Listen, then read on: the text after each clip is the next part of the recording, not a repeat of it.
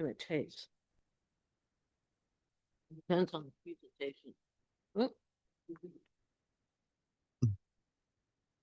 Abby has ordered me to start the meeting, so we're starting the meeting.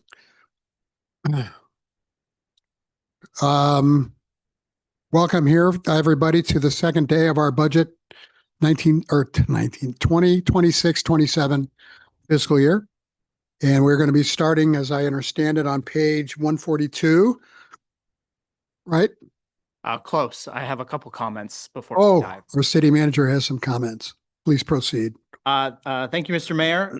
Just a couple comments and correction from last night's meeting.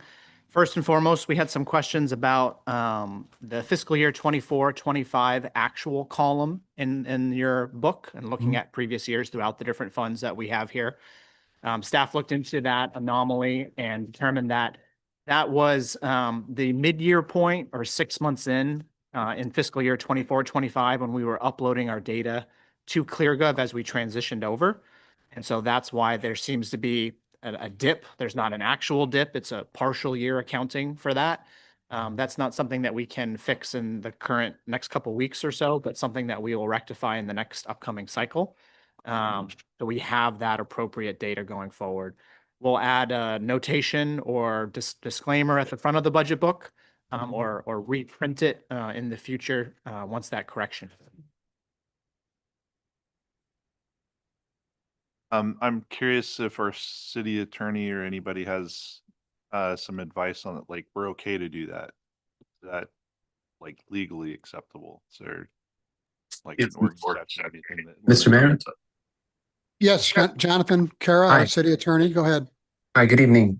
Just to address Councilor Ring's concerns, it's my understanding, and I'll look into this with more depth here as the meeting progresses, but it's my understanding, so long as what we're talking about is the previous year's actual spend and not what we're being, the decision before the budget committee through this process is approving the proposed budget. The proposed budget numbers are, and I guess I'm asking at this point, they're correct. And if that is the case, then that should be fine. If what we're talking about is just the actual amounts that were spent in the 24-25 fiscal year, that should be fine. But I'll double check. Correct. And there are no changes to obviously the budget in fiscal year 24-25. So when you look up that particular budget book, you'll see the numbers that really trend with the other data that you have here. And that helped us narrow down the timing of what happened in that 24-25 data. Thank you. Any other questions on that? Will that change the numbers in regards to the budgeted versus actual for that year, the graph that you have? Yes, it will, depending on the fund and the graphs that we have in place, because it pulls from that data set. Yeah, thank you. Yeah. If there are any other questions on that additional piece of information, I'd like to direct your attention to page 256. We're going to be revisiting the airport fund very briefly. One of the things that we caught last night was a couple line items that we have there. We talked about property taxes. And down below that, about halfway down the page, you'll see property right next to the word, right below the word liability. That's property insurance. And so that was zeroed out as a reflection of double counting property taxes, and that needs to be added back in. The property insurance costs for the airport are $24,928. So we are recommending that change to the airport budget, and we will balance the fund by reducing the contractual service, the buildings and grounds line item by $12,464. And then the equipment replacement fund, which is currently budgeted at $51,500 by the same amount. And so we'll summarize those changes again at the end, but we certainly need resources to pay for property insurance over at the airport. So we're recommending that change. Any questions? Okay.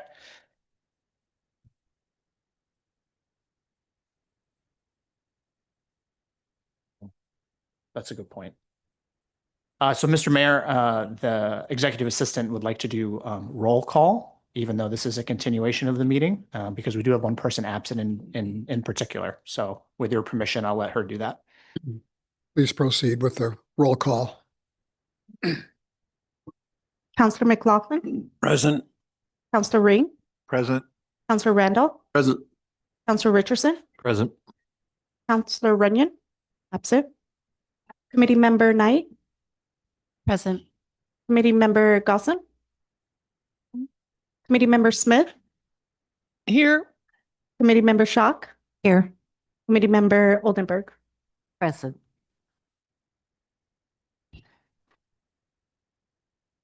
Okay. So now do we go to page 142? Correct. So if you turn to page 142, we'll be reviewing our relatively new tourism fund. Page 142, has our summary page that we have here. The second page that we'll add to this fund was the breakout of our contractors' budget for tourism promotion services. That's the sheet that I handed out at the beginning of the meeting last night. The main substantive change here is actually a state change with how we are allowed to use transient lodging tax, and it actually gives us a bit more flexibility. So there was a House bill that was passed just earlier this year through a lot of support and advocacy by the League of Oregon Cities. And it essentially states that 50% of the transient lodging tax we receive must be used for tourism purposes, and 50% can be used for general fund purposes. So this proposed fund reflects that opportunity to keep those dollars as flexible as possible. And so we will be keeping 50% of our revenues in this fund for tourism purposes and transferring the 50% remaining to the general fund. And with that, I'd like you to turn to page 146. Matthew, quick question. That was effective July 1st? I believe so. It's House Bill 4148. I don't know the effective date offhand. But given the current budget that we have for tourism and its allocations, even if it was earlier this year, we thought it best to make that change in the upcoming budget cycle.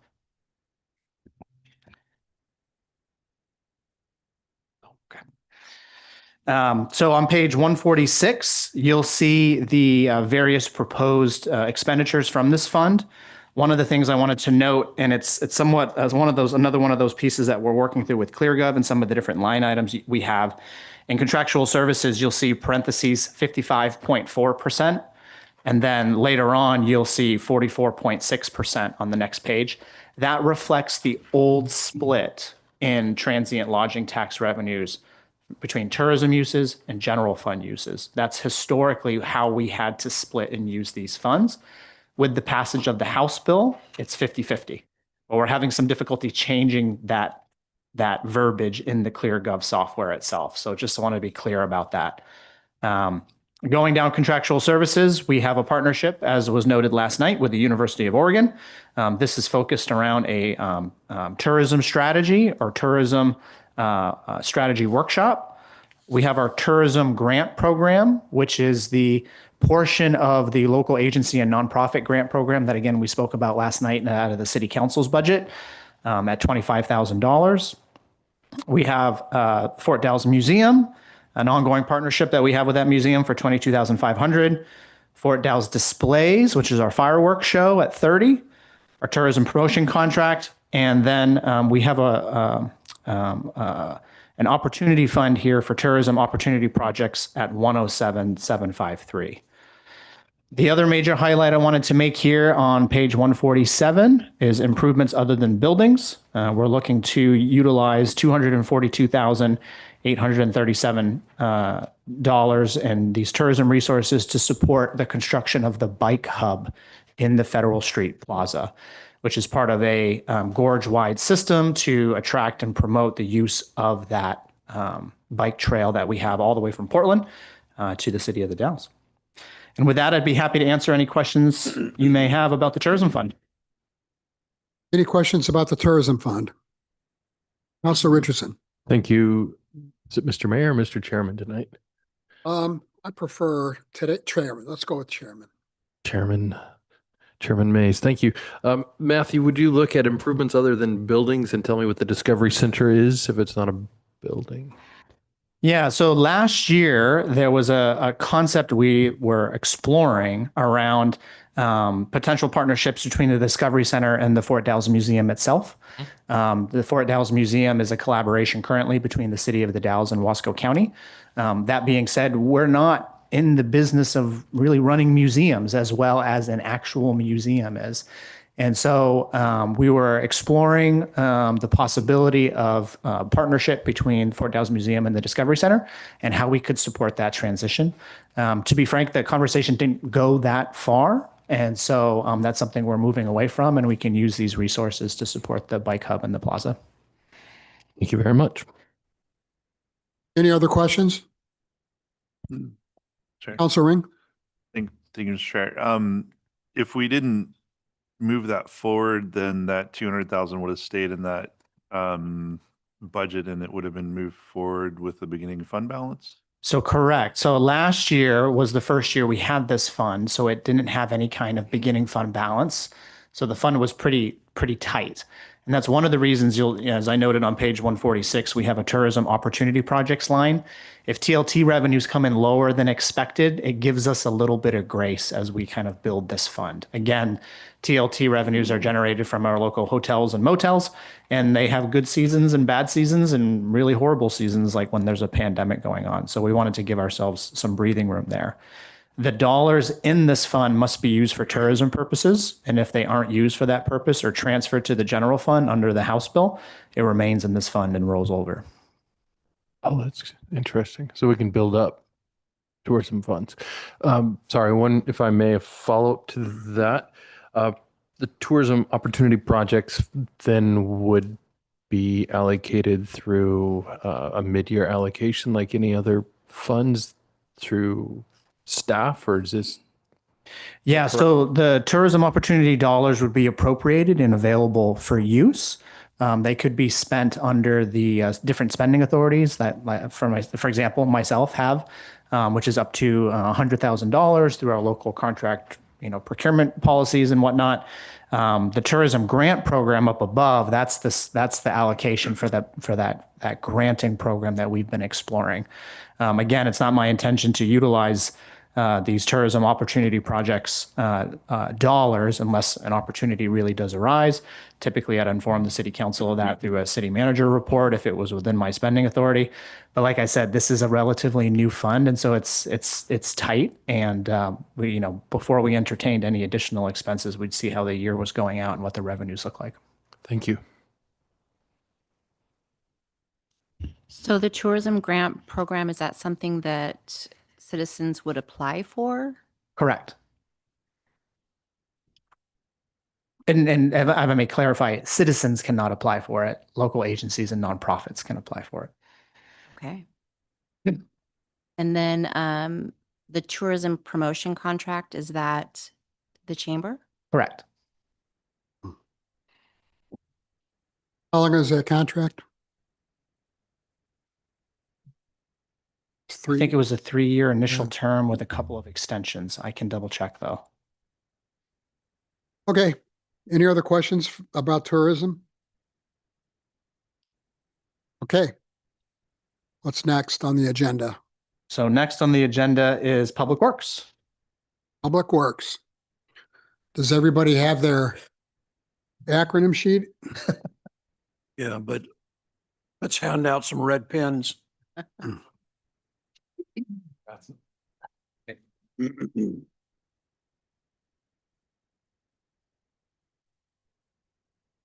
See, good evening.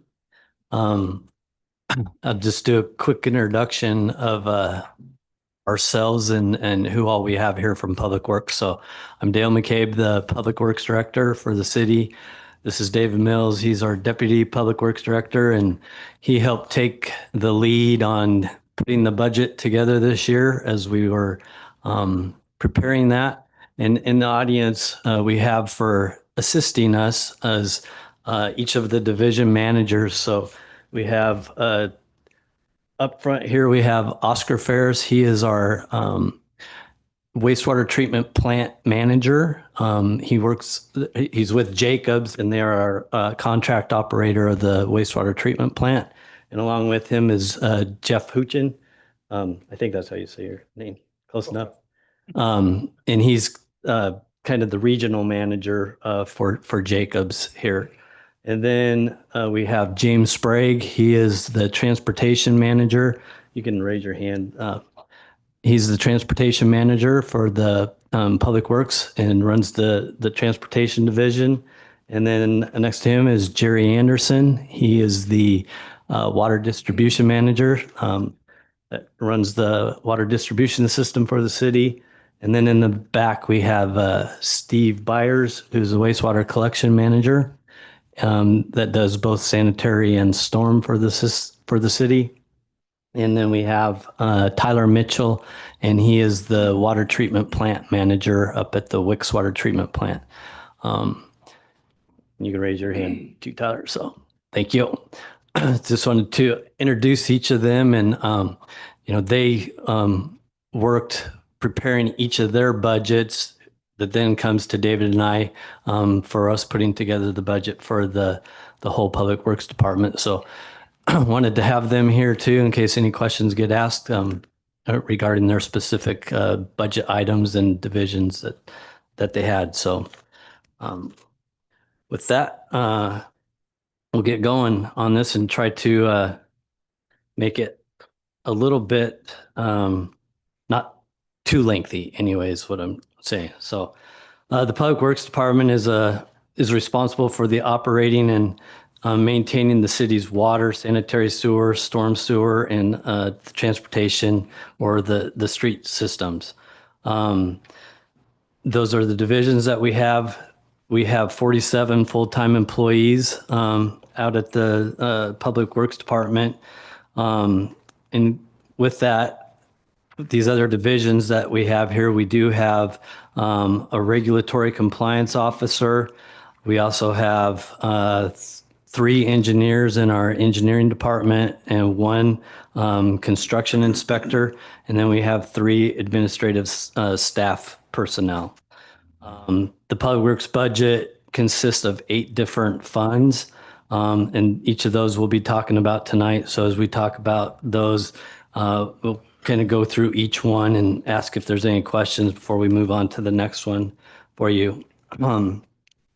So there's Fund 5, which is the street fund, Fund 9, which is the Public Works Reserve Fund, Fund 13, which is the Street Reserve Fund, Fund 51, the Water Utility Fund, Fund 53, which is the Water Capital Reserve Fund, Fund 55, which is the Wastewater Utility Fund, Fund 56, which is the Wastewater Capital Reserve Fund, and then Fund 57, which is the Wastewater Treatment Plant Reserve Fund. So with that, we'll get started here. So what we'd first like to do is go to the street fund on page 171. And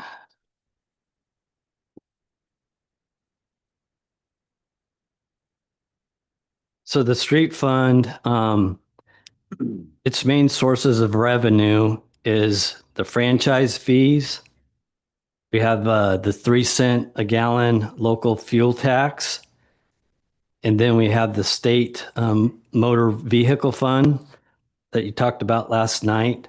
And then we also have the water and wastewater utility funds, which those are like the franchise fees that we charge ourselves. And historically in the past, we've charged ourselves like 3% of the revenues from the water distribution and the wastewater collection system to go into the transportation fund or the street fund. And that's to cover the work that we do within the right of way for the water and the sewer and the storm work that, by digging up the street, doing repairs, putting in service lines, all that stuff, that causes damage to the streets, and those have to be paved back, and it just shortens the life of the streets. And so there needs to be more maintenance with the streets. So that's the 3% that we had been charging. And this year we've bumped that up to be a 5% increase from each of those divisions. So you can see on page 171 under um, the transfers in, there's the water utility fund and the wastewater fund. Those are the amounts that have been, that will be coming in. So like the water fund increased from 216,000 last year at the 3% up to 414,000 this year is what's projected. And then the wastewater fund was previously at 177,000 and we're projecting 287,000 for that. So that'll be an increase in those budgets and for a total of 701,000 on those. There at the bottom of the page, just wanted to point out that the total revenue for this budget for the fiscal year 2027 is in the amount of 2,757,794. That is down from last year, as you can see. And it's basically due to total revenues that are being forecasted from the state shared revenue is decreased. And then also the revenues from the 3 cent a gallon gas tax. And then we won't be receiving the funds from the general fund in that 600,000 amount that we had been receiving in the past. So just wanted to point out that, that our revenues are somewhat declining. And so that's why we're starting this out with for the total revenues of this budget in a decline from what we've had in the past. And also wanted to mention that in June, it's our plan to come to the city council and give have a street funding discussion with the city council about, different things that we can do to help with that, the decline in the street funds and hopefully get those increased and have some measures that we can do to increase those. So why aren't we transferring money in from the general fund?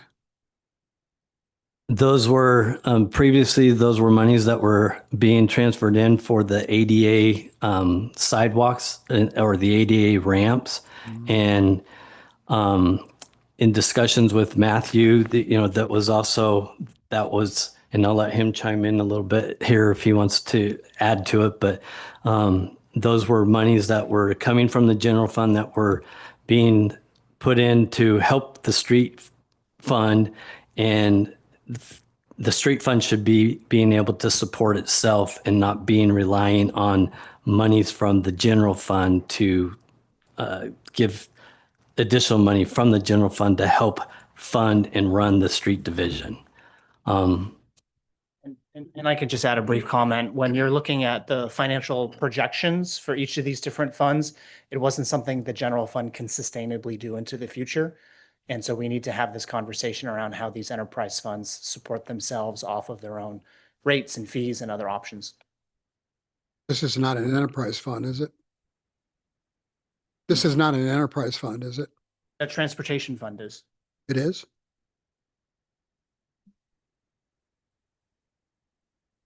Okay, if you say so. May I ask a quick question, Mr. Chairman, about that? Yeah, Councilor Richardson and then Councilor McLaughlin. Sorry if I cut you off, Councilor Tim. So say it again slowly for my sake.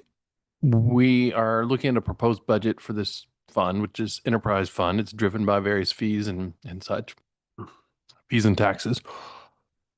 But we're going to have a conversation at council in June about how to raise additional funds.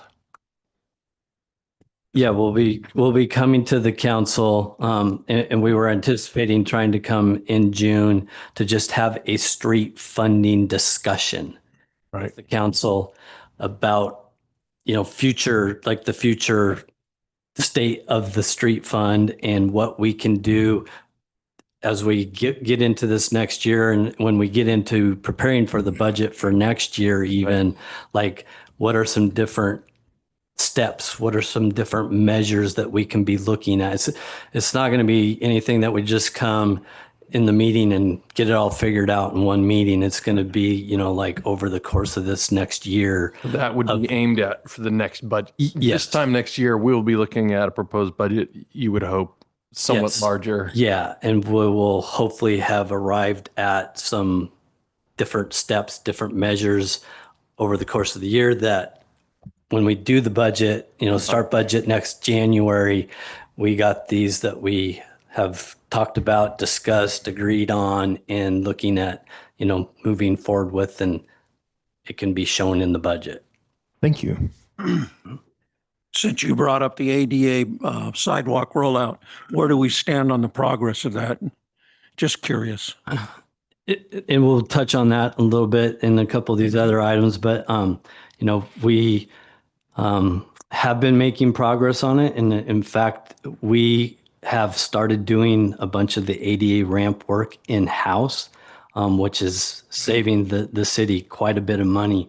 There's been several of them that you can even go drive by and look at and see, you know, the quality of work that our guys are doing, which has been really exceptional and really helping out. And one of the areas is up there at 13th and 14th and between Washington and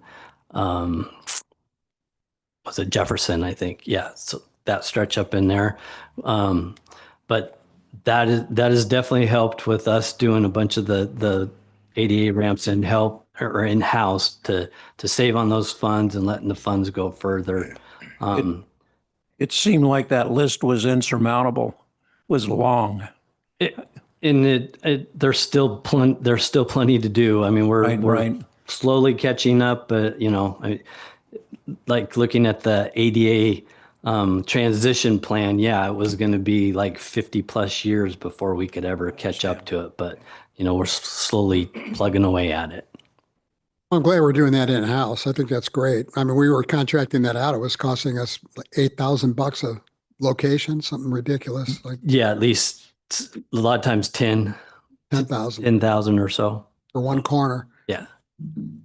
Thanks, Councilor Randall. That's horrendous. Yeah, Dale, thanks. Are the water and wastewater utility fund monies only to be used for repairs for those intrusions you talked about, or are they available for other uses? It's just available. That's just money that's Okay. going into the budget and available for the street budget. Thanks. Councilor Ring? Thanks, Mr. Chair. Can the 600,000 from the general fund transfer in that we had last year and for other amounts of previous years, can that be used for something other than ADA ramps? That's what it was designated for, was for the ADA ramp. So that's my understanding, that's what we were having to fund those for.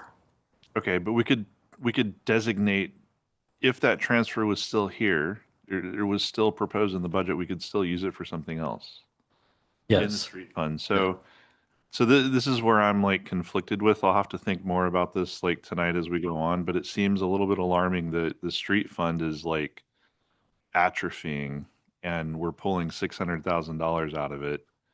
I completely understand and sympathize with the fact that like the general fund probably, you know, for the foreseeable future cannot sustain it, but it seems like a little bit, it's not apocalyptic, but it's concerning for sure that we're pulling a significant amount of fund out of the street fund when we know that there's a lot of work to do with the streets in town. I mean, I don't know about the rest of our city council or our citizens that are here on this board, but like I certainly hear about city streets. So I want to make sure that we are like dead set on like pulling it this year before we have a plan to prop the transportation fund and streets up. I want to make sure it seems preemptive, a little bit too forward leaning to pull that amount of money out when we know that we need it, right? It's not like there's a lack of work to do. So I'm curious how do we reconcile this?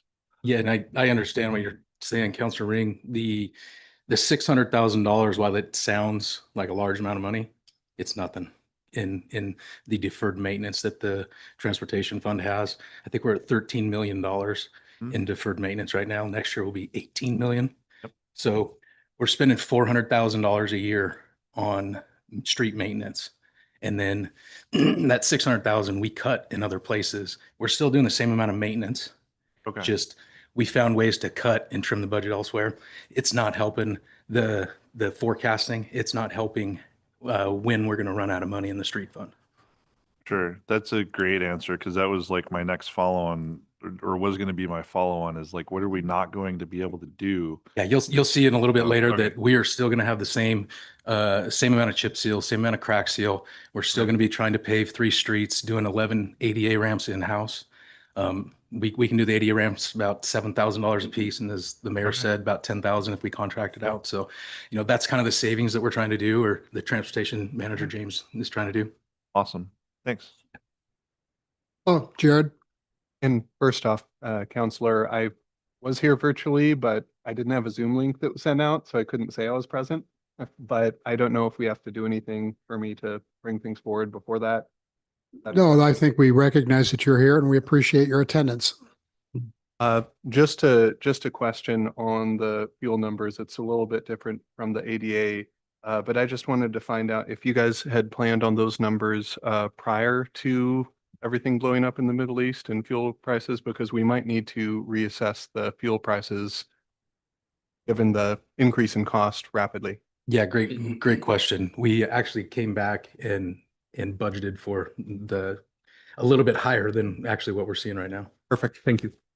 Yeah, because when we originally put the budget together in February, we had a number that we increased it. I don't remember what it was, but by quite a few $1,000s here at April, just right at the end. Thank you. Okay. Okay. So moving on just into the street budget. Oh, wait, you haven't talked about the ADU. I was just talking about the ramps. I just wondered how many are you required to do? I mean, I know you guys are you just randomly picking? Because you said Washington Street. So are you just doing the downtown area? Are you planning to go up the hills or So where are you guys going with your? Yeah. So how it works is like if we do a paving job, so we already have like a backlog of ADA ramps that need to be repaired. So we have that list that's a backlog of ramps that needed to be done and should be done from paving jobs that we've already had. When you pave like a new street or you repave from curb to curb, then we're required to bring the ADA ramps up to a current standard at that time.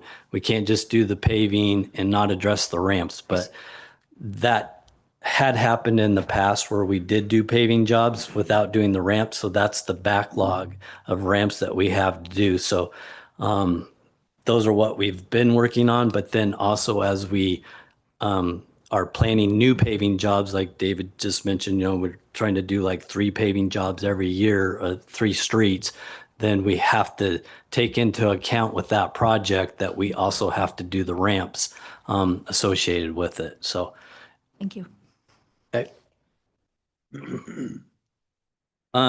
So again, going back into the street budget, looking on page 173, just as we start going through, we're not going to touch on every item or we'd be here for 3 nights. So just kind of hitting the highlights of some of these. So down about 3/4 of the way down, there's asset management programs subscription and the asset management migration in the amount of $30,025 and then $16,600. And that is actually going to be an item that is going to be affected across all 3 budgets, both the street fund, the water fund, and also the sanitary sewer fund.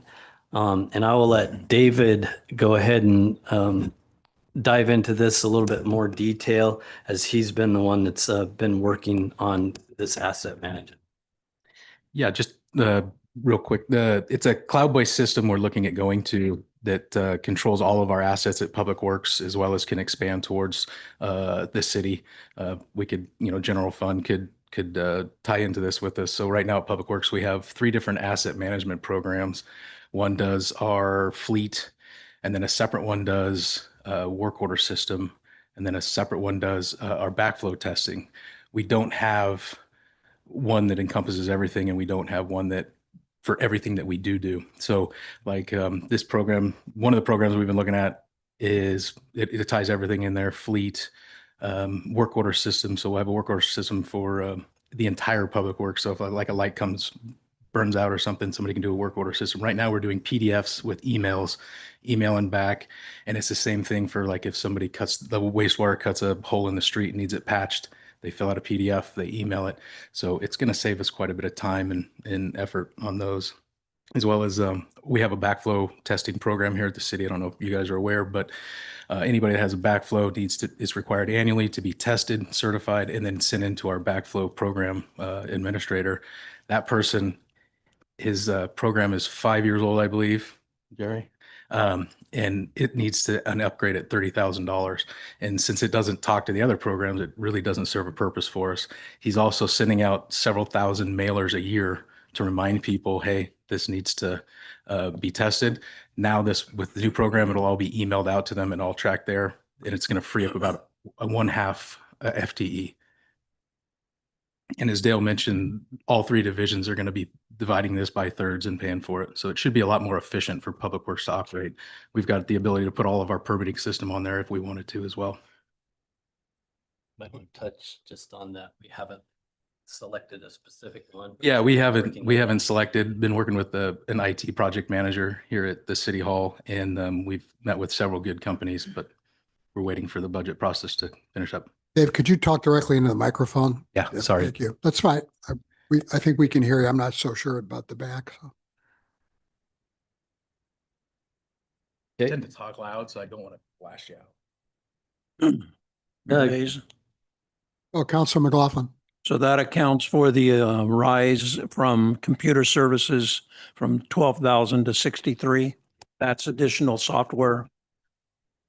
Yeah, that in the new Microsoft Office rollout that you'll see in all of the budgets across the city, where it's just a couple line items below there. It's $375 a year per user.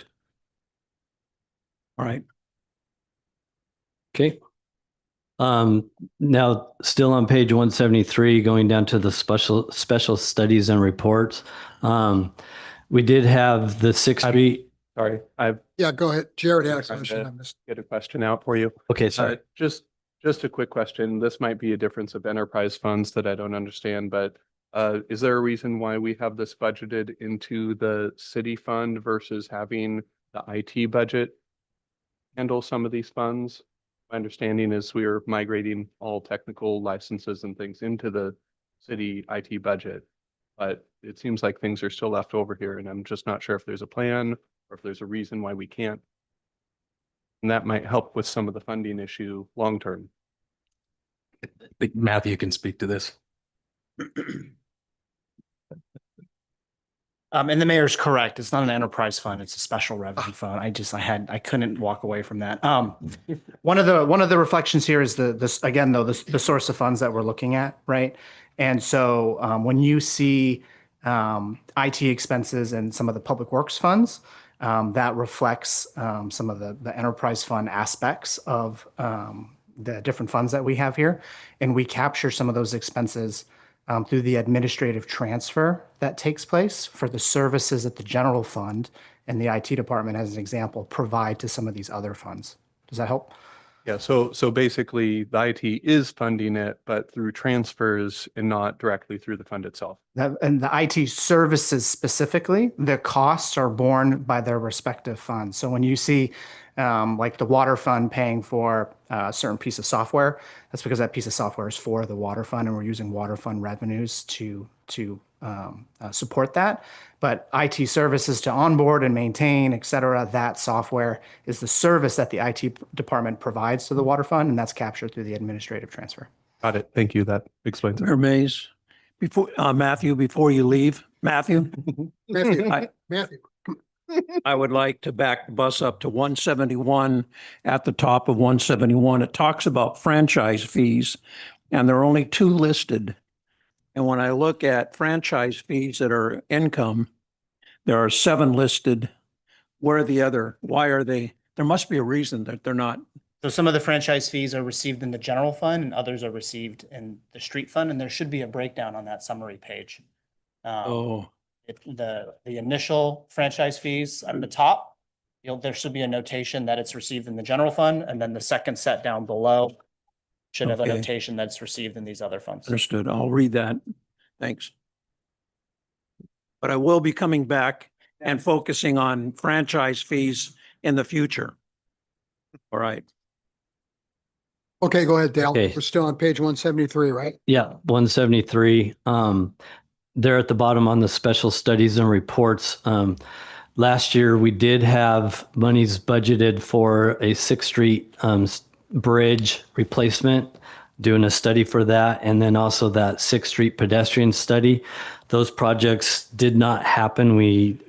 Our plates were full and we didn't get to it. So we are rolling those monies over into this budget so that we can focus on those and get those done this year. And then the walkability and shared use path study out at Kramer Field, in the amount of that 13,000, that's related to the project that Josh Chandler talked about last night through the University of Oregon. And because that is a transportation related project, that's why we're contributing to help funding that project with the U of O staff. So what this is looking at a project that was identified in the transportation system plan update of putting a pedestrian path across Kramer Field, basically, because we had looked at with that TSP making 7th Street kind of the pedestrian and bicycle path from Chenoweth Loop all the way over to Cherry Heights. And instead of having everybody having to walk on 6th Street where it's a main arterial street. But when you get on 7th Street, when you get to Walnut, then you run into the Little League field and the Kramer Field, and there was no way to get across that. So that's what this study is looking at developing that plan to get a path across that facility over to Weber, which then can get you to 8th Street over to Cherry Heights. So, Counselor, I got another quick one on page 174, War Memorial Cirrhosis Meter E, and also War Memorial down below, $1,300. What are those two specific?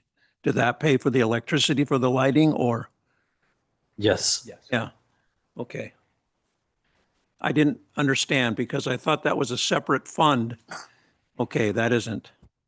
No, a majority of the lighting in town is paid from the street fund. All right. Counselor, the summary of those franchise fees that Matthew alluded to is on page 50. I did pull that up and yes, I just need a chance to read it. Go ahead, Dale. Okay. So we'll just now jump from 173, since we've taken some time on a couple pages. We're going to jump to page 181, just to point out about midway through the page there. That is where the chip seal program and our crack seal programs identified, still, basically doing the same amount of work that we have done in the previous years. So just wanted to point that out on there. Counselor Ring. Quick question on that. I recall in the past that's been the chip seal program has actually been something that we split with the county. So is that money on that line item paying for city work being done for chip seal, or is that the amount going to Wasco County? Is that I can't remember. I'll let David. Yeah, so we have an interagency agreement with Wasco County. They perform all the chip seal. We pay for the labor and their fuel, and then we provide all the materials. So we pay for the oil and the chip seal rock, as well as provide labor to do the traffic control for them. Okay.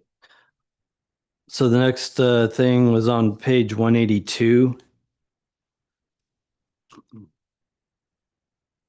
And under towards the bottom of the page, under equipment for engineering surveying equipment, you see an amount for that for 14,000.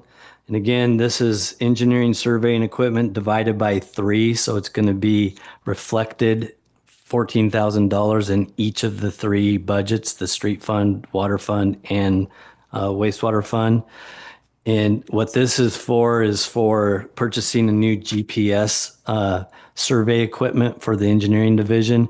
We do all of our surveying in-house for like the projects. We can't do land surveying and, like property surveys and find the exact property corners, but we do all of the topo work for ourselves, laying out our projects for the construction projects. And we utilize the GPS equipment to do that. The GPS equipment that we currently have is like, I think 12 years old or plus, and we're starting to have difficulty with it, seeing the satellites and getting if you get next to a building, if you get next to any trees at all, we can't get good signals, and it just is becoming where it's like almost more trouble than it's worth. So we're looking at purchasing this new GPS equipment for that. So that's what this project will be for. Then on page 182, below that under the capital projects, that's where we have some of the money identified and regarding the ADA ramps in there. And one of the ones that we wanted to point out, so like the ADA upgrades for paving projects in the amount of $91,000, that's where that is money that we're saving for us to do the ADA ramp work in-house for our guys to be installing those ADA ramps. So that's the money that'll be funding that. And then also below that is the plaza ramp for the bump outs or bulb outs in the amount of 233,000. So in discussions on that project, like we had the $600,000 that had previously been budgeted the year before, and we didn't get to, all of those ADA ramps and that amount of money. So the Federal Street Plaza is doing improvements not only on Federal Street, but it's also doing the improvements at the intersection of 2nd and Federal. And it's putting in new ADA ramps on all 4 corners of that intersection and creating the big bulb outs, like similar to what was done at Federal and 3rd Street by the farm store or the farm grocery store that went in. So to be creating the bulb outs down there on 2nd Street at all 4 of those legs, putting in the new ADA ramps. So that $233,000 is the amount that was identified in the contract from the bids that we received from Ajax for that project. And so that's what those funds are going to be covered for.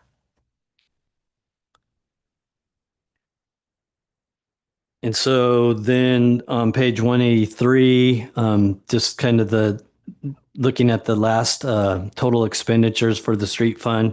Again, we're showing that, let's see, the total budget expenditures for Fund 5, the street fund, is down approximately $666,000 from last year. This is also due to the less revenues that we had kind of talked about in the beginning. And one of the other factors was that we were increasing the contingency item up to 10% to cover the personnel, materials, and service costs, as we had kind of talked and had discussions with Matthew on. I think in the past, the contingency was only about 4%, and we were looking that needed to be bumped up to the 10%. So with that, that's kind of the items that we wanted to hit and touch on in the street fund. Sir. Good. Any more questions about transportation or streets? Okay. Okay. So moving on to Fund 9, that's the Public Works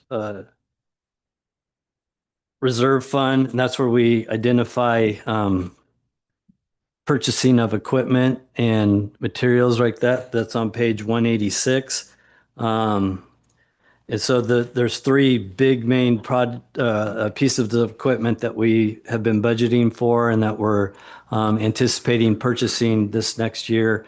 And the first one is a mastic machine for the street department. We had been saving for a small paving machine, but we recently had kind of a demo and a demonstration using a mastic machine, which is a applicator trailer with all the tools and attachment to do asphalt maintenance, used to repair the ruts and the cracks and the seam separations. And out on the streets, and one of the projects that just got kind of done with that demo was the 6th Street Bridge. If you drive across the 6th Street Bridge, you can kind of see some newer work that was done on those, and that was done by that mastic machine. And so we have moved away from wanting to purchase a small paver and are looking to purchase that mastic machine to help with that. So that's the $90,000 that we identified in there. And that was, we had previously had budgeted $100,000 for the small paving machine that we're putting towards that purchase of the mastic machine.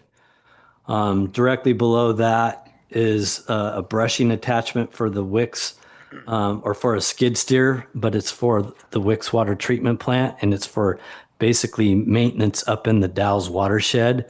So it's an attachment that can go on the front of the skid steer for helping brush out the trees along those the forest roads that we have up in the watershed. Some of those are getting so overgrown, and the trees, if going up there, these are side roads that aren't, it's closed to the public. So, but those roads just keep getting closer and closer and closing. So this machine can go in there and help brush that and open those roads back up, so that we have better access for the summer, particularly as fire season approaches. And then the other big ticket item that we were looking at, this is for the wastewater collection division, and it's to replace the camera van. We were budgeting for a new sweeper, but the camera van has been like in the shop continuously, and it's one of the pieces of equipment that we can't do without. We have to have that and be able to have anytime that there's something that goes wrong with that van or anything on the camera, it's down for, could be a couple weeks, could be almost a month, and we need to have that for whenever there's this, a sewer backup or anything that we need to get in there and look at a sanitary sewer, especially, and also the storm. So that got moved up as a critical item that we need to get purchased. So What are you going to do with the old one? what are you going to do with the old one, Steve? Plan is, we were supposed to do it in March. They canceled my March meeting because they sold their demo and they wanted to bring a demo with them. So we are meeting in a couple weeks. And the plan is to ask them at that point if they can get rid of it, or if we get rid of it. I have already had a contractor ask what we wanted for it, and they run our camera equipment. So that's one of my questions, is how much can we get for it? But since they canceled in March, I don't have any number. But our options are to try to get rid of it and sell it for at least part of that money back to help get back into. But because it's so vital, is there any consideration to keeping it and for emergencies? I don't think it's economically feasible to keep that. It's a Mercedes brand, so anytime it breaks down, our mechanics can't work on it, and we have to send it to Wilsonville, and it's proving to be quite costly. We'd kind of like it to be somebody else's problem. Okay. That was all the items that we had for Fund 9, unless there's any other questions. Any other questions on capital equipment? I just have one clarifying question. I just noticed when looking over the revenues versus expenditures, like there is that gap of about $550,000. I'm guessing that was because this wasn't anticipated and needed to be thrown in at the last minute overall versus this is kind of like a one-time big purchase and next year it's gonna basically be less. So just for what I'm referencing, if you look at, what's that page, 184? Going over the transfers in and transfers out, the capital outlay, total expenditures and total expenditure, or total expenditures and total revenues less expenditures. Yeah, I think that this fund fluctuates because a couple different funds that are more flush will put money in towards other equipment. So that number is going to fluctuate every year. So you could see it like this year, next year could be the opposite of that, just depending on what they're budgeting monies for. Perfect. Thank you. Any other questions on the reserve fund? Okay, what's next? So next we were gonna cover, what's that? Did I miss one?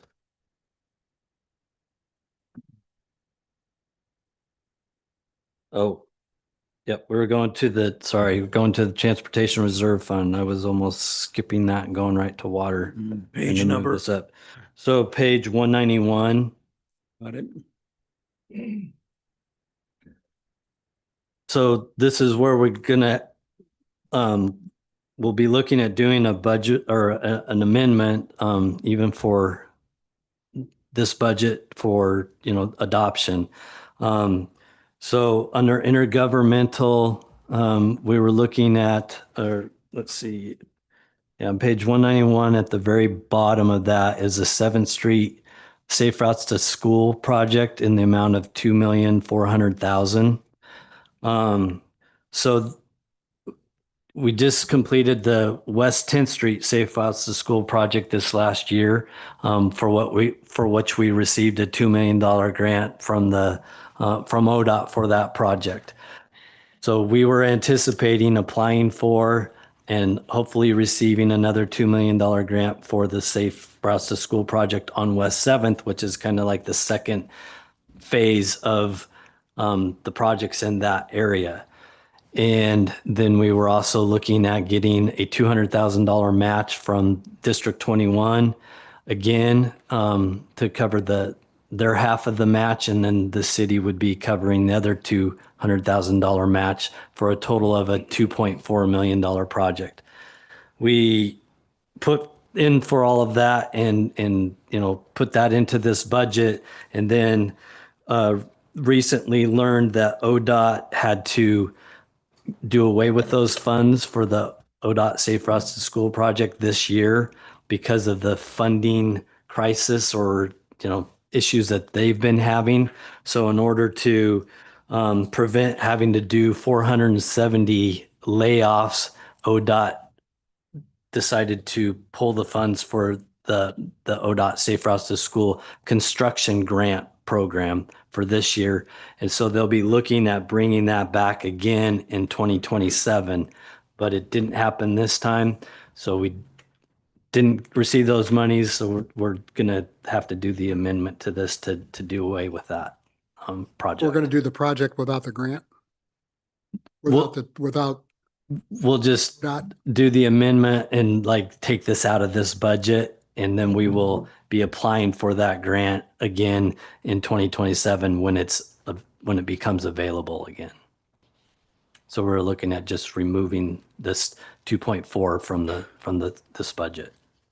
this project runs from Hostetler west to, Yeah. So it was on 7th Street from Hostetler to Snipes. Snipes, okay. Yeah.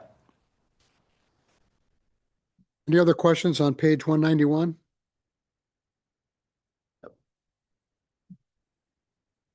Okay, so that does finishes kind of the transportation, the street fund and the reserve fund. So now looking at moving on to the water utility fund. So on page 198, right towards the bottom under the, it says utility service charges is water, in the amount of 7,960,000. The increase there from like what we've had in the previous years, just wanted to point out that's where the 7.3% water rate increase is going, and that's what's increasing that from the previous year's budget.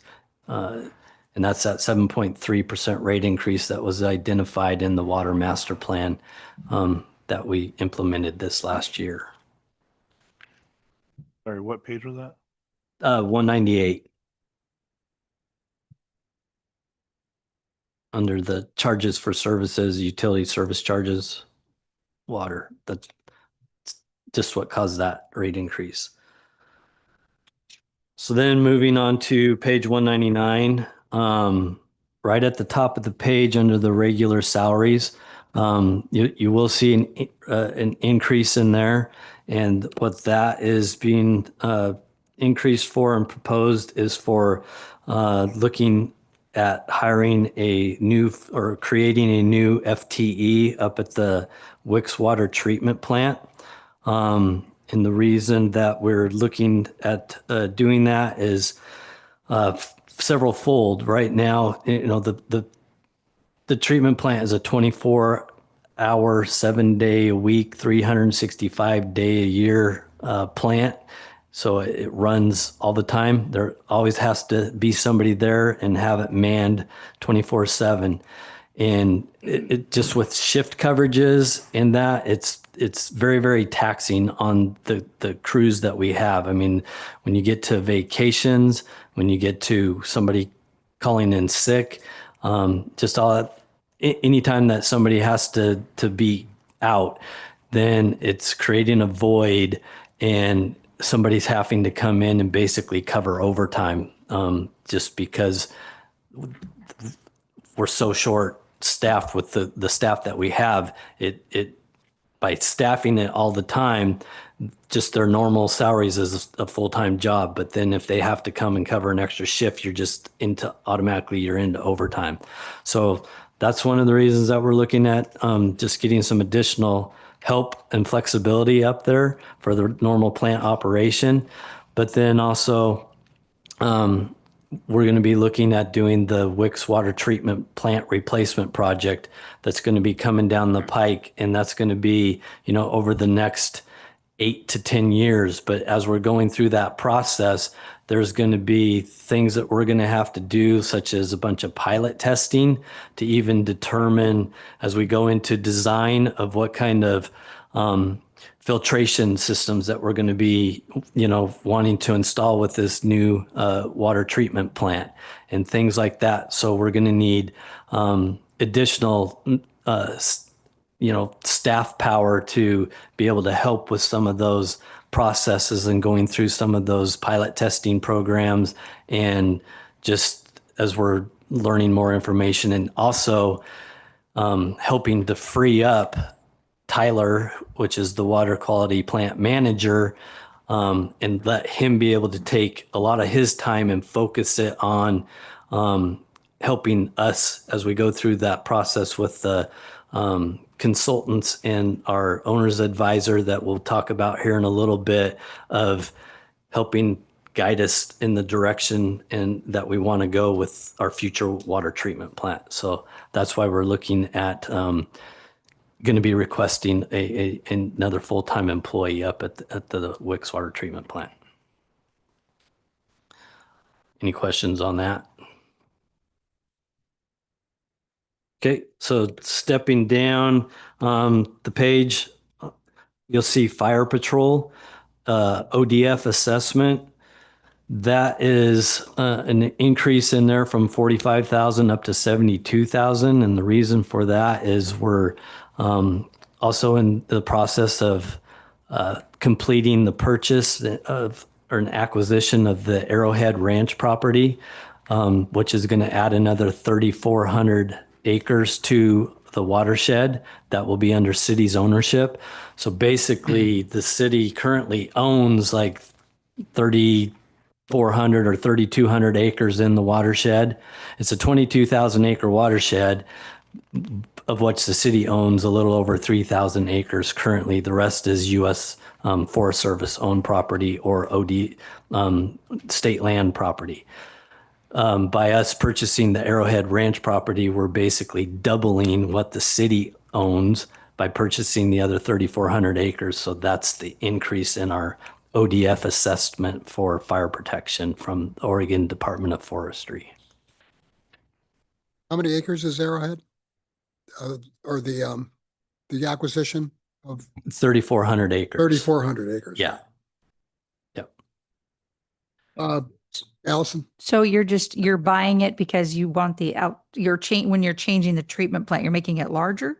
No, so the purchase of this Arrowhead Ranch property is something completely unrelated to the water treatment plant. It's a piece of property that was under private ownership, but it does directly drains into the watershed. So it is part of what would be the watershed boundary, but because it was in private ownership in the past, it couldn't be part of the watershed. And we have this opportunity that the city is receiving grants. So the property was purchased by what is called the Conservation Fund, and they are looking to sell it to get it back into like where it can be conservation. So it can be a piece of property that is now being conserved and that we can add it into the watershed. So we'll be talking about the numbers here a little bit down the road too, but we have a couple grants that are allowing us to purchase that property, and I'll dive into that in a little bit more detail.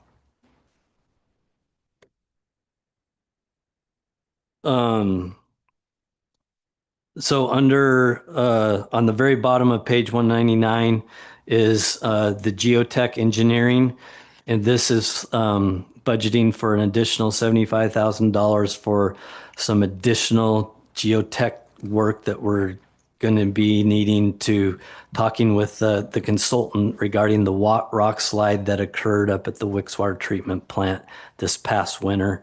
I know the council's aware of that, but I don't know if the budget committee members are, but we had a rock slide that occurred in mid-December when we had that big rain and wind event.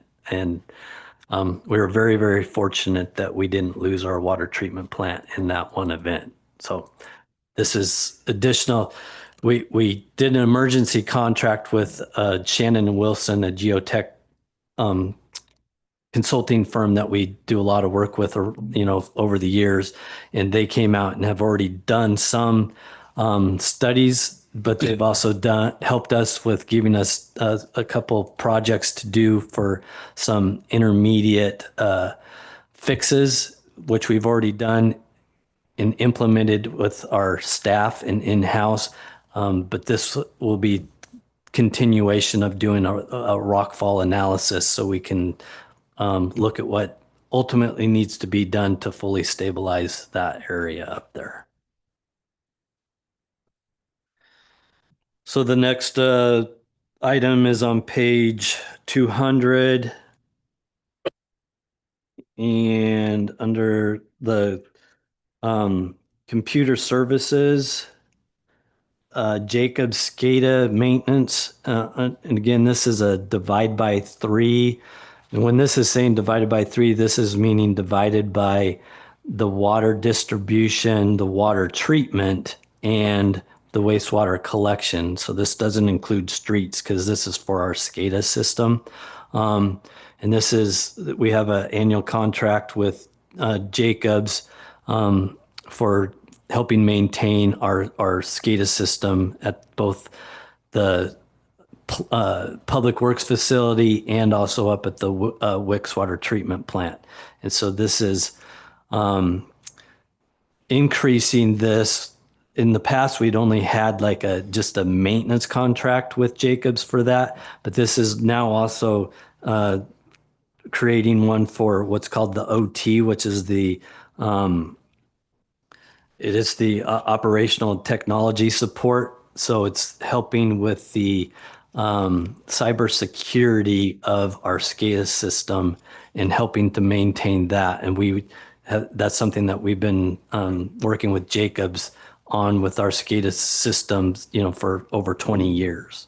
And it's not anything that we have totally gotten on board with the IT department here. At some point in the future, it may be something that the city's IT can take over and do with us, but right now we're needing to stick with Jacobs for that, and contracting with that. So again, this will be being funded by both water distribution, water treatment, and then also wastewater collections. Also on page 200, under the special studies and reports, we have a couple projects right there identified, which is the biohabits at the Dog River. And that is with the Dog River pipeline and the new fish screen intake structure that was built at the end of 2024, we have to do 5 years of monitoring for that. And so that's what this biohabits study is hiring a biologist to go up and give us that yearly report for that 5-year period. We've actually done already 1 year of it, and so we'll be 3 remaining after that. And it's for the Dog River pipeline or the Dog River intake structure and also the Brooks Meadows Creek crossing that we did there. And then right below that is the Skookum resource, and that's doing a watershed tree survival. That was a grant that we had received, and they planted 77,000 trees up in the watershed for that. And we have to do like 5 years of monitoring and reporting on the survival rate of that planting. So those are the items that we had there. Okay. We can pick up the pace a little bit so we don't beat the Chiefs record last night. If you want. So page 206. Well, so that basically covers all the items for the water treatment part of the budget. So now we'll look at moving up to the water distribution side of things. So on page 206, under contractual services, we have identified the $25,000 for the internal clean and inspection of the Garrison Reservoir. So that is a project that we need to get done to be able to get divers to go inside Garrison Reservoir and basically look at the condition of the reservoir and do a cleaning in there so that we can get footage of what we're anticipating is going to be something that we're going to have as a future project, similar to what we did for the Cirrhosis Reservoir in the past, with having to go in and do a painting contract. But there hasn't been divers in for quite some time, and we just need to do an inspection and see what the condition of that Garrison Reservoir is so that we can plan for that. So you paint the inside too? What's that? You paint the inside? Yeah. Yeah. So we will have to take it out of service and do it over the winter months when the demands are at its lowest. And again, page 207 is that asset management software that we talked about in the street fund, just identifying that there. And there again, on page 207 is the Jacobs OT piece of it too. And then on page 208, we got the electricity, and it's for the amount of $90,000, and it's under the Riverside Well and Pump Station. So that's just an increase that we never had before. But by getting the new Riverside water complex into service this last summer, we now will have this for the full year. So that's just going to be an increase of about $90,000 for the electricity for running that facility. And then on page 210, we had gas, oil, diesel lubricants. There's 26,000 identified, right? The second item down at the very top of the page. That $26,000 is going to be for diesel fuel for the new generators that we're getting through a FEMA grant that we will touch here on in a second, but we're going to have to get those all filled up with diesel right at the beginning. They're like 4,000 gallons is what's going to be anticipated to fill those generators and get those up and ready to run. Let's see, on page 212, just go to 215. Okay. 215, there's chemical and lab supplies for sodium hypochlorite. That is an amount of 48,300, and that's going to be an increase also due to the Riverside Wells facilities and increased due to higher production of water and meeting the water demand and running those wells year round, because like we're now running Lone Pine year round, and at times there could be the Riverside wells at least running year round as well, and then just in the meeting that new water demand that we have over the year. Page 216, there's a radio about halfway down the page under equipment. There's meter radio replacement program.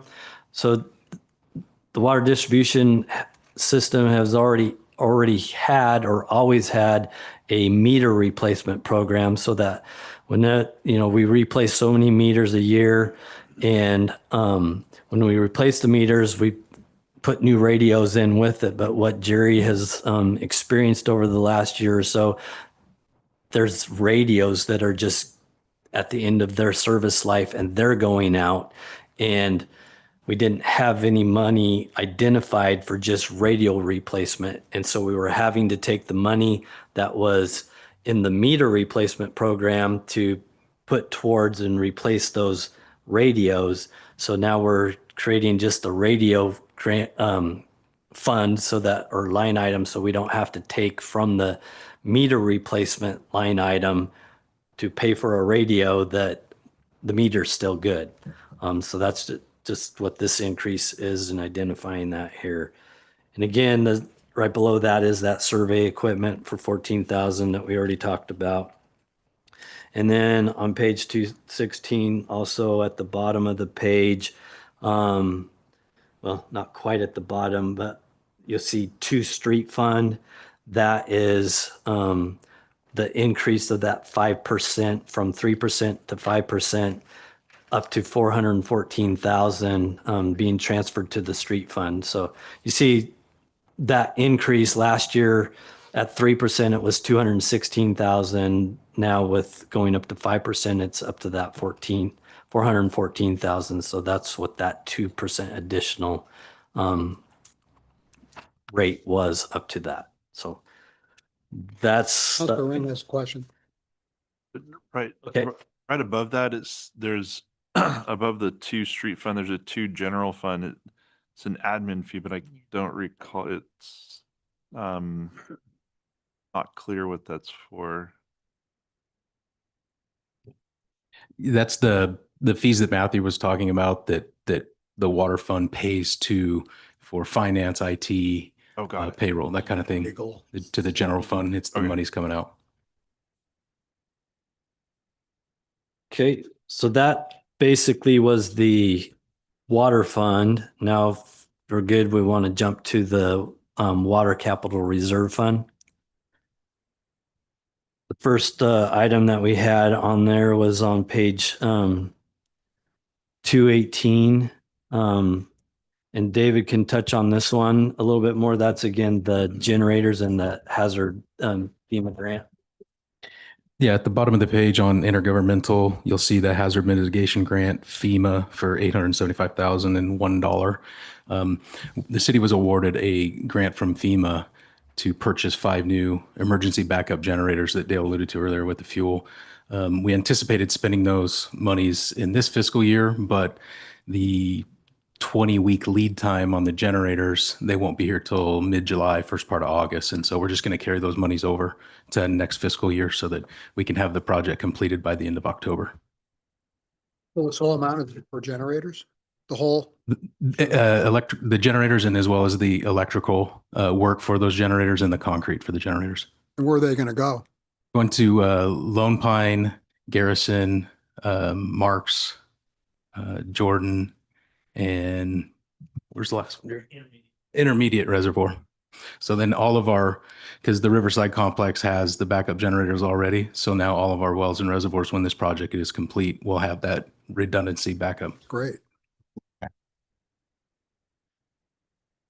Okay, on page 219, at the top of the page, that's where those monies for the purchase of the Arrowhead Ranch property, the grants that we received on that are identified.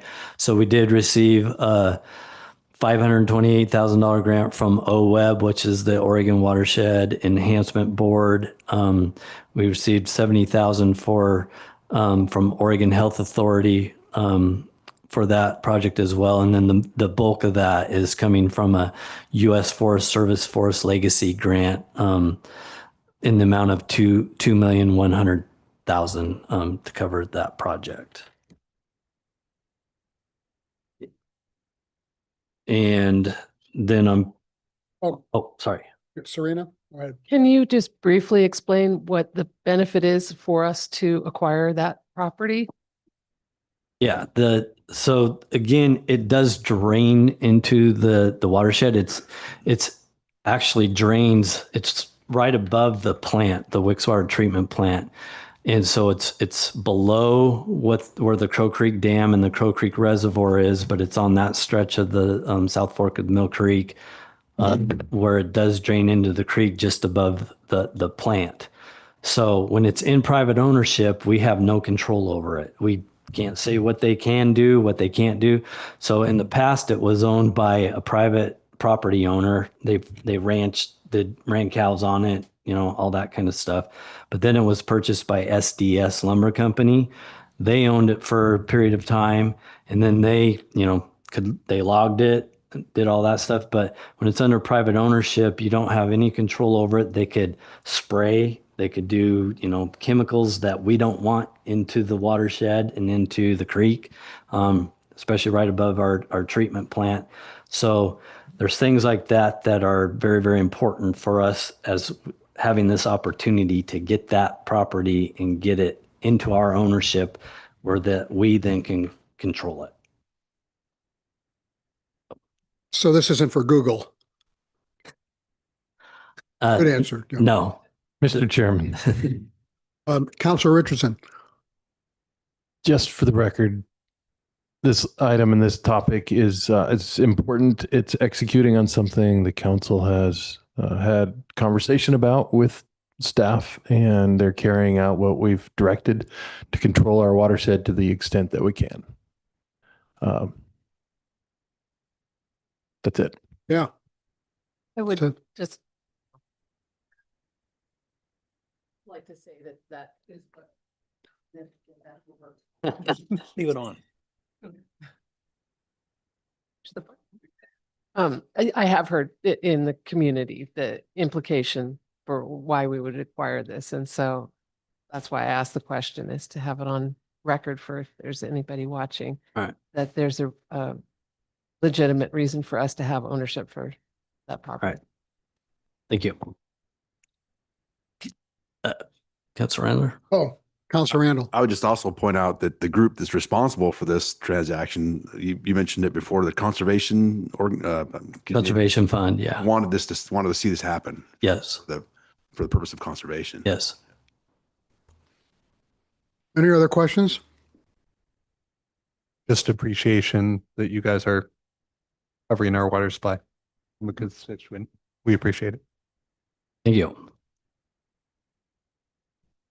Okay, let's see, on page 220, under engineering services, there's the water treatment plant owner's advisor, in the amount of 500,000. So that is, something that we are, in the process right now of, we have an RFQ out for, which is a, request for qualifications. We're going through a process of this RFQ and then ultimately an RFP, which will be a request for proposals. But on the May 21st, our RFQ contract or process ends, and we will be receiving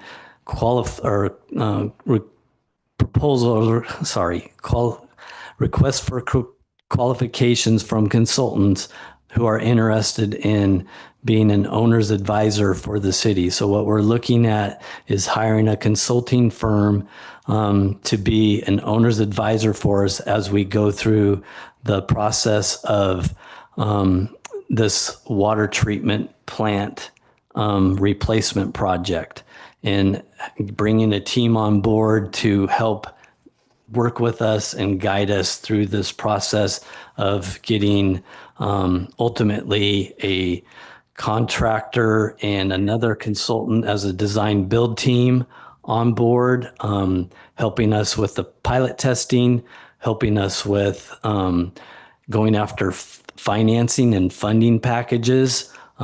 Somebody that is going to be a consultant that is going to be our owner's advisor to help guide us through this process, which is again going to be possibly a 8 to 10 year process before the water treatment plant is completely done and constructed.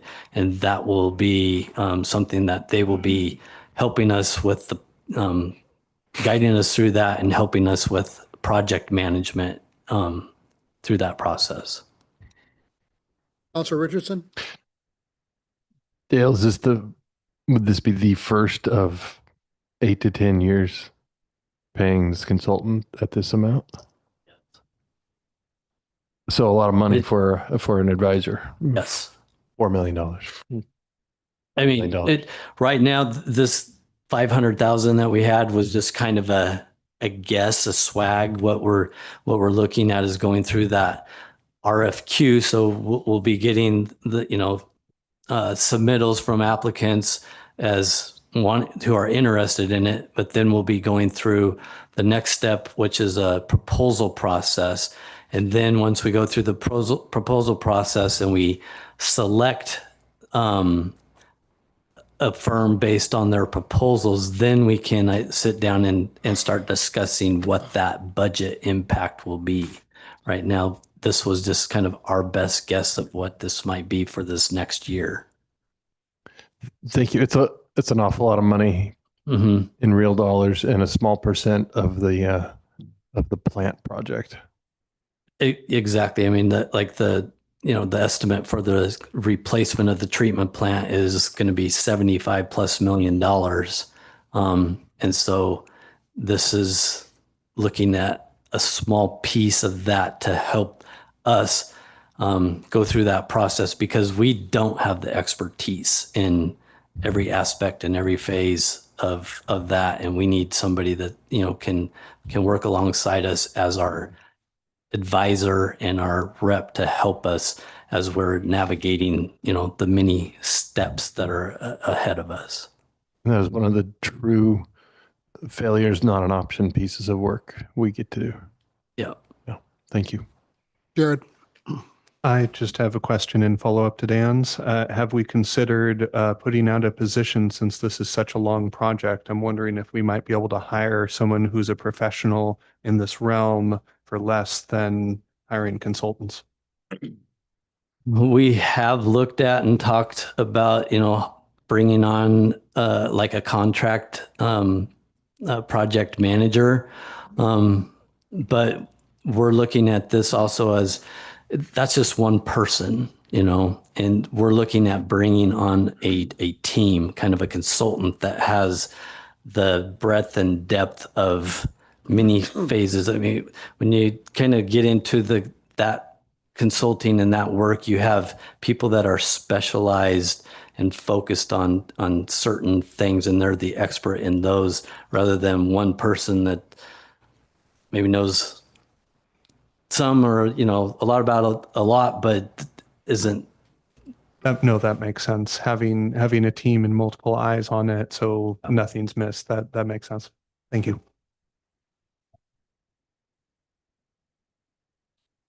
Okay. Just at the bottom of 220 is also that land purchase for the Arrowhead property. Here you see the amount of 3,180,000. So just touching on this is back on the previous page where we showed how much we'd received in grants. This is showing how much the property is estimated at a pre appraisal that was done like a year ago. We are now almost to the step now where we are actually going to be going through the appraisal process through the U.S. Forest Service, which is a very detailed appraisal called a Yellow Book appraisal, and we'll know more what that number is. But right now, we're based on the one that was done in 2024. It was saying that property was worth $3,180,000. So we we're going to have about a $500,000 shortfall. But that's what we've been working on to, come up with the additional funds to cover that project, and working on some additional grants. But just wanted to identify that number and the difference there. On page 221, under capital projects, this is the SCADA system upgrade phase 2 project. And this is a project that's going to be at the Public Works facility and everything that we have here in town, such as the wells, reservoirs, and the lift stations, and out at the Public Works building. And it's doing the SCADA upgrade. Right now we have a 20-plus-year-old system that is somewhat at its end of its useful life, and we're experiencing problems with it. So this is an upgrade project similar to what we just completed up at the Wicks Water Treatment Plant over this last year. So this will be something that we'll be bringing to the council, here in the next month or so for getting this project underway. And it's going to be a multi-year project too. So right now, these are the monies that are budgeted for in this budget, but there'll be more to come in future budgets, as it's a 3 to 4 year project for completion. Yeah, and you'll also see it in Fund 56, which is the sewer reserve fund. Let's see, the rockfall mitigation. Again, at the kind of midway through the page on page 221, we have $417,901 dollars identified for some of that rockfall mitigation work that we'll hopefully be learning from the study that we're receiving from Shannon and Wilson. Like there was the one big boulder that made it down to the plant, but there's still a big rock outcropping and numerous boulders that are 4 times larger than the one that made it to the plant still up on the hillside that we're going to have to mitigate for. So that's what this money was being identified for. And that's what we kind of had available left over as we went through the budget. That's how we got this kind of odd number. But that's basically what we had left over. So then the last thing on this page is the Wicks Water Treatment Plant sediment basin in the amount of $860,000. So again, we're looking at replacing the water treatment plant and doing a water treatment plant rebuild or replacement project. That's a 8 to 10 year project. The sediment basins that are up there right now are basically at the end of its life, and Tyler and the crews, they kind of cringe every time they have to even look at them, because if you look at them too hard, they might deteriorate even more and fall like the tubing fall out of the concrete. You can't, the concrete's so deteriorated you can't even screw anything into it or do anything. So this is a project to buy us that 8 to 10 year period of band-aiding it together. We had a study done this last year that looked at 3 options. One was a do nothing option, and after experiencing the rock fall and kind of a do nothing and emergency type situation, it was like, that's not an option for us, because if something goes wrong and you get into emergency, then we're stuck. And so that really wasn't one that we looked at. The other 2 options was, replacing the tube settlers and then also putting a new roof on it. And the other one was just replacing the tube settlers. And the cost difference wasn't that much, so we're going with the third option of replacing the sediment basin roofs and the tube settlers, and that's in an amount of $860,000. And Matthew will be working with us to take monies from the Special Enterprise Fund to put towards this project. So. Okay. Okay, I think that covers the water special reserve fund. So now going into the wastewater fund. First item was on page 227. Let's see what we have identified there. Oh, on the very bottom. Okay, I'll let you go ahead and talk on that. Yeah, we're going to do an amendment here and add $5,000 under other miscellaneous revenues. We were awarded a $5,000 grant from our insurance company, CIS. $5,000 towards us helping with wastewater project, and we happen to be doing our CIPP lining project at the time, and so we were just going to be taking receipt of those funds, and so we just want to show it in the budget that we're bringing those 5,000 in. Up. Yeah. Okay, the first item in the wastewater fund was on page 229 under contractual services for the wastewater treatment plant operation.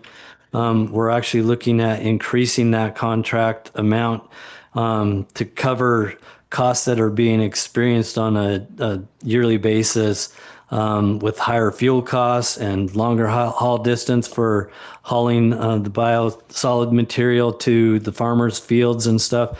The contract that we had with Jacobs just wasn't covering the amount that's actually being needed, and any of the repair work, we were also having to take monies out of other funds within the wastewater fund to cover those and try to make those happen. And so this increase in this is also for them to be able to take those costs on and not have us having to take out of previous funds that we had identified in other locations.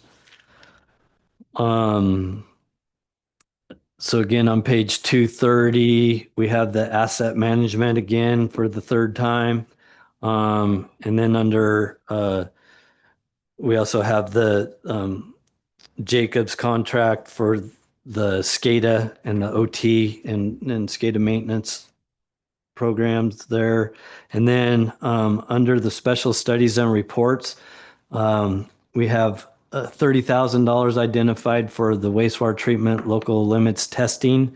So in last September, the city received a new NPDES permit, which is the National Pollution Discharge Elimination System permit that we have for the the discharge from the wastewater treatment plant.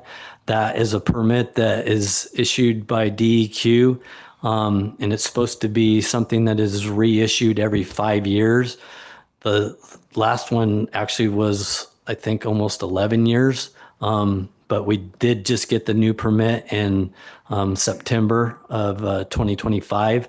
So as part of that permit requirement is then we have to reevaluate our local limits and the discharge limits that are associated that the city can have. So we have to perform this study to meet the requirements of our new MPDES permit. And then this would be for another 5-year period. They're both kind of like a 5-year period that are supposed to be being done and renewed. Question here, Councilor Ring. Okay. A quick question. I'm curious why I'm seeing Q Life references. They're small amounts, but just out of curiosity, in the wastewater fund, why are we seeing transfers or sorry, line items for Q Life divided by 3? Yeah. Q Life Riverview. So the Riverview lift station is being served fiber by Q Life. Got it. Where none of our other facilities with SCADA are currently at the fiber other than through Q Life at that Riverview lift station. Thanks. Okay, page 2, skipping ahead, there wasn't really anything super that jumped out on these other pages. So skipping ahead to page 236 under permits. Kind of at the bottom of the page, there's the wastewater treatment plant modification permit fee. So again, I just mentioned that we had received our new wastewater or the new MPDS permit in September. But as we're going through the current wastewater facility master plan update, part of that project and update is also hopefully getting a new rate increase for the wastewater treatment plant from 4 MGD up to 6.1 MGD.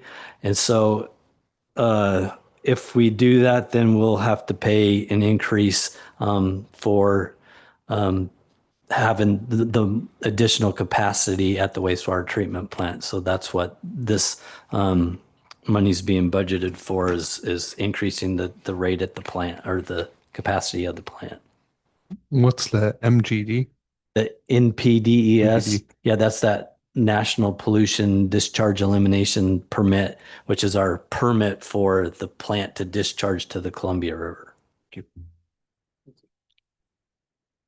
Okay, and then the bottom of the page there is the DEQ penalty one. So we did have some permits over the last couple years. There was like some overflows that occurred, or like a plug sewer that somewhere up in the city that is, so we are getting a combination of a possible penalty or fine from DEQ to cover the those sewer overflows that occurred citywide. And some of them weren't even the city's responsibility, but because they're in the city limits, we're the ones that are having to get looked at for that. But that's something that we're working through on that process. But that's a potential fine that we may be receiving.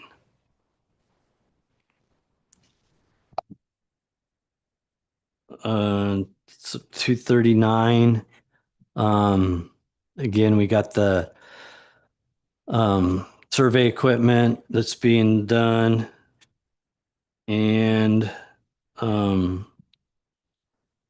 was that? Then we're just looking at identifying, some future or some projects at the wastewater treatment plant for $65,000. That's kind of what we had, just some monies that we had left for just kind of the daily operations of projects to happen at the wastewater treatment plant if a CIP project needs to come up, such as a possible like a new aerator, or we had identified the UV lights as a separate item under that as well, just for the operation of the wastewater treatment plant. And then on page 240, there's the transfer to the street fund in the amount of 287,834. And again, last year when it was 3%, it was 177,000. This year going up to the 5%, it's 287,834. Then that kind of takes us to the end of the water or wastewater fund and to the special reserve fund. So turning to page 243, the couple things there was the SCADA system upgrade project that we had talked about with the water fund or the water special reserve fund of that SCADA phase 2 project. So this is wastewater collections contribution to that project. And then that also then left us monies for remaining for the budget of approximately $600,000 that we have been trying, every year to do a lining contract. And rather than having to put in new lines and dig up streets and do utilities, we try to focus on doing the lining contracts to cause the least amount of disruption and get the most lines fixed. So that's identifying that. So then going to the wastewater treatment plant special reserve fund or the sewer plant construction fund, just on page 248.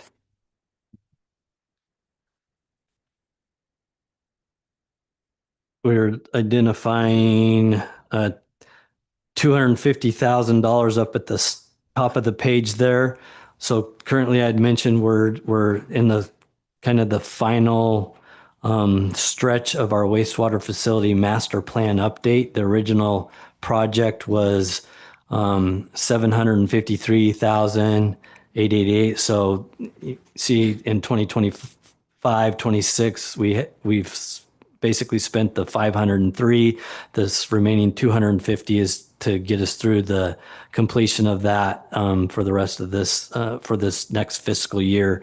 So the plan right now is to have the wastewater facility master plan ultimately adopted by City Council in November of 2026. And then we're also looking to do a SCADA upgrade project at the wastewater treatment plant. And so that's the monies that are identified there. You have a question? You have a question? Yeah, I have a question. It's partially related to the budget, but only because I didn't see it in here, but it might be deeper within the weeds of your water systems. In this big upgrade project where we're getting water from other aquifer, or not aquifers, but other watersheds, and we're also, I know, kind of also tapping or re-putting water into the aquifer. Do we have any ways to measure our aquifers of where we're pulling water from to see, where the levels are so we can future project and not, expend our water before we're, when we don't expect it to? Yeah, I mean, we have our, Tyler and Jerry can help with this a little bit if we need to, but, we have our annual reports or monthly reports that we, show how much water we're producing. We have the ASR, which is the aquifer storage and recovery, where we are sending water from the treatment plant. So we only have the one watershed. We only have one City of the Dalles watershed, and that's the 22,000 acre watershed. That flows into the Wixwater treatment plant. That's where the water gets treated up there, and then it gets shipped to town. And then, over these past few winter months, we've been contributing flows to the ASR and putting water downhole into the aquifer storage and recovery. And we know that we put a little over 30 million gallons downhole. So over this next year, we can take up to 95% of what we put downhole from that aquifer. So we'll be able to take 95% of that roughly 30 million gallons I for guess additional flows. my question is more around, do we have a way to accurately measure without just doing math? It's on the SCADA system. Yeah. So Thank you. That's good to hear. We don't know, Dale, correct me if I'm wrong. We don't know what the volume of storage capacity is in the aquifer. We haven't filled it up to the. yeah, we haven't, and those are all things that we have in reports with like working with GSI, our consultant, and then also the Oregon Water Resource Department. They have all that information on that too, of like the size of the aquifer and information on that. I don't know if you have anything you want to expand on it, Tyler, or We're required water resources to take a weekly measurement when we're doing the ASR, not only for recharge, but for recovery also. Just for those who couldn't hear off mic, you guys are taking weekly reports to actually measure that. So we really are not going to be surprised if there's any major drops or any changes. Thank you. Wells all over, for all of that. Perfect. And sensors all over all our wells all over town. Good to know. Thank you very much. That addresses all my concerns up there. Okay. So I think with that kind of got to the end of the items that we were wanting to talk about. And I think we went over our 45 minutes allotted time. I think you did. You're at, let's see, 45, 40, you're at about 50. Just right there. Well, according to my schedule here, we have 3 more funds to discuss: capital improvements, special revenue, and debt service. I will let you know that the police was 59 minutes, 3 seconds. Well, you're under the police. Perfect. 3 funds and then we are. Oh, I don't know if it's winning. I think the 3 funds are going to be pretty short. But we also have public testimony. I don't see a whole lot of public here. We have IT as well from the general fund. Oh, that's right. We got IT. Quick question.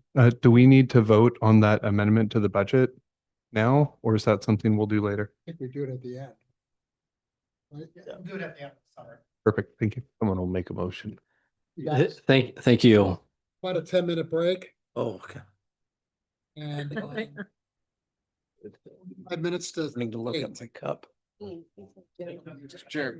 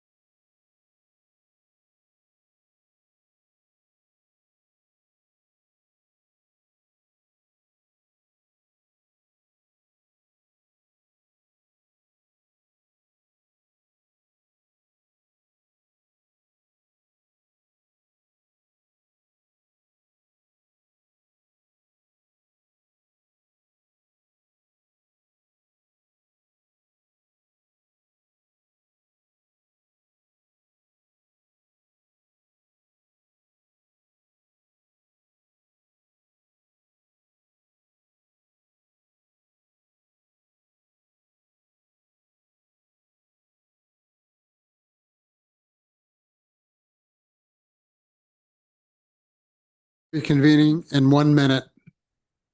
And this is your genre.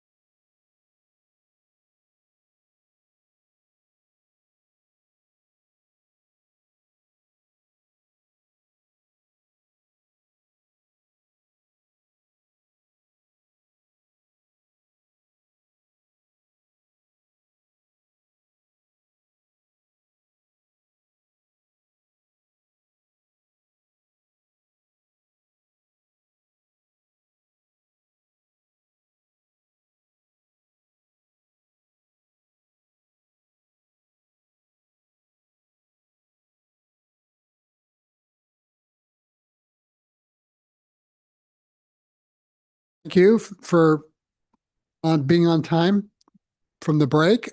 And so we'll now go to information technology. And our own Brenda Vey will be presenting the budget. Good evening, everybody. Good to see you again. Brenda Fahey, Assistant City Manager and Human Resources Director, presenting on behalf of our IT Director who can't be here tonight. So the IT budget reflects several priorities in alignment with the city's strategic plan. In a nutshell, if you join me on page 133, you'll see that some of those goals include modernizing our IT systems, creating some efficiencies, and also increasing cybersecurity. So all very relevant goals.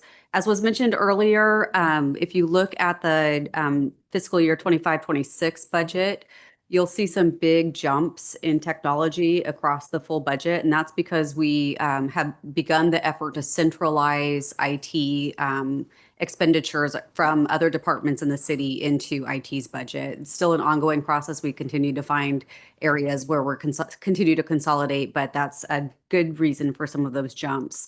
So I want to highlight some of the changes. Before I get into the details, I also want to mention that in this year, we also moved, there are a lot of projects upcoming to really help modernize our IT systems, our IT infrastructure.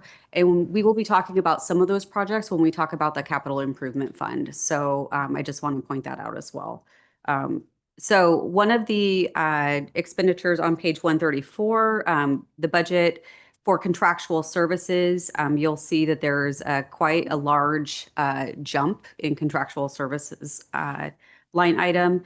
And $400,000 of that is allocated to IT project services. So that is in part for everything from project management to additional vendor services, specialized skill sets that we need to bring on board to help implement different projects. So you heard Public Works speak earlier about the asset management system software that's being implemented, and they're currently working with one of the IT project managers for that. We anticipate that that project is going to continue into the next fiscal year. So this line item would help for that. We also, even though we have budgeted for some of the large scale technology infrastructure improvements in the capital improvement fund, as far as contractual services go to help facilitate those projects, we have budgeted for all of that here under this particular line item. So, and then you'll see that there have been some other differences. The website hosting contract, we're allocating less money for that. That's because that contract is going to end. We're not planning on renewing it. We'll be talking, you'll see a line item in the capital improvement for a new website. And that is because we need to meet several objectives, including accessibility standards set by the DOJ. Down on GIS support, you'll see the line item there, 8,800, and that is reflected on GIS support that's always existed. We pay that fee to Wasco County for their GIS services, primarily used by police and the planning department, but other departments as well. And then there's a MSP, that's managed services provider, in the amount of 25,000, and we are budgeting that so that we can contract with them to help monitor our services there, so that we don't have to do that in-house, and allows us for capacity elsewhere. Right now, the IT team consists of 4.5 people. So 4 staff that are continuing from the last year, and then that 0.5, which is the other half of the HRIT analyst that we talked about last night. Got a quick question about a few of the new line items. Is the plan for us to use the MSP for these IT project services as part of that budget? Well, we will likely be using the MSP. We're talking with Microsoft right now, and so we're allocating for some of that, especially as we do some network re-architecture and some service upgrades. Okay, thank you. Yep. Down below under the Wi-Fi use, we've had a reduction there because we did a upgrade, and so it's less. We're seeing an increase in security software and the some of the other expenditures just from a cost of doing business, and then also making sure that we have enough redundancies for some of our backup services as we migrate more to the cloud.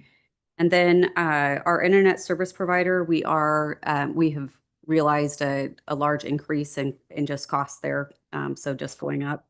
So that is reflected. Telephone at the bottom of the page, you'll see that's a pretty large increase, and that is mostly due, if you look on page 135, to the VoIP line item. That has basically been, it was realized that that has been underfunded as we pull together all of the VoIP costs from across the city under the IT manager. He's discovered some other billing costs, and so this just more accurately reflects what we have been paying. Going down to computer software. So we're seeing some increases in Adobe licensing, this SaaS, which is software as a service for the migration of Microsoft 365 that started late last year into January and will continue. So that's going up. And then we're seeing an increase in costs with our vendor who hosts our virtualization. So that's the servers that we can manage there. So those are some of the main changes. And I think with that, any questions for me? I have a question, but it gets into the technical weeds. I'll try. Okay. I notice you guys are using AI software. Apologies, everyone else, for the weeds. Have we implemented a policy around AI and training to not essentially feed AI any non-public data? That is on the list of things that the IT team is working on in conjunction with that HRIT analyst and myself. I have one question, if I may, and one comment. The comment is probably by far the most substantial of the two. So I support our strengthening our technology, and we need to do that. So that's going in the right direction, and as outlined in the budget. That said, I guess I do think we need to ask, what's the trajectory of this department? Because if you do a little graph of how it's gone, where it's been and where it is now, it's pretty steep. It is. And what I will say is we have been pretty strategic in adding to the contractual services to give us more flexibility so that we don't have ongoing sustained personnel costs over time, and that we have enough resource capability to do the lift that we need to do. Technology over the course of, the last decade plus has been really under-resourced. And so we're at a point where we have to do a pretty large injection to be able to bring us up so we can function effectively. When we talk about the capital improvement fund, we'll talk about the fact that We're making plans to re-architect our entire network. One of the issues that we're working through right now, we started the rollout of Microsoft 365 earlier. This should not take a ton of time. But however, it is taking a really long time for a couple of reasons. One, our team is very small and they, serve a broad range of functions. But other than that, the issue is with the way our system is currently architected, we are having to work through with a third-party vendor to help go in and dig and see how we can ensure that we are still secure and not run into barriers as we roll out this product, especially where it has different virtual capabilities and file sharing. So it's like this, we're trying to be responsible about the spend while also giving us enough resources in this next fiscal year to really get several projects off the ground, give the existing team the capacity they need to be able to stay the course and not burn out, and be able to bring things to a realistic level where we're going to see that return on investment, but also not be in a position where we have, recurring personnel costs, for the next 10 years, where maybe we just need a lift for the next couple to get us where we need to be. What's the, my other question was about the 360 Microsoft Office 365 rollout. What's a realistic, no BS timeframe for that? Do we have an understanding, or is it still to be determined? At this point, it is to be determined on some of the additional functionality. I was just in a meeting earlier today with both the IT project managers. As you heard, IT director not able to be here the last couple of days.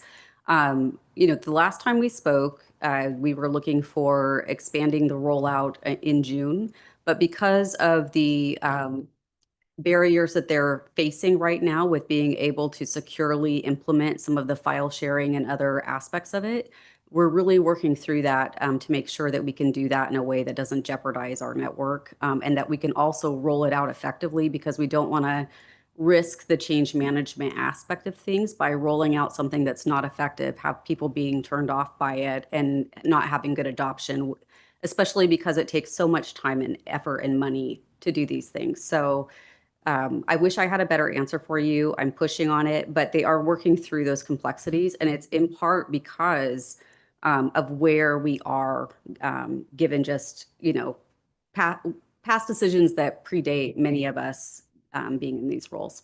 Sure. And I appreciate that. And I don't want you to read my question as impatience and saying, get it done tomorrow, regardless of the wisdom. The question really was, do we know? I just want the information. Yeah. So thank you very much. I appreciate that. And we will be, I will be working really hard with the team to do a couple of things. And one of those, one of the goals that I have for the team and for the ITPMs is to start providing more frequent cadence of updates on where we are with various technology projects. Thank you. Yep.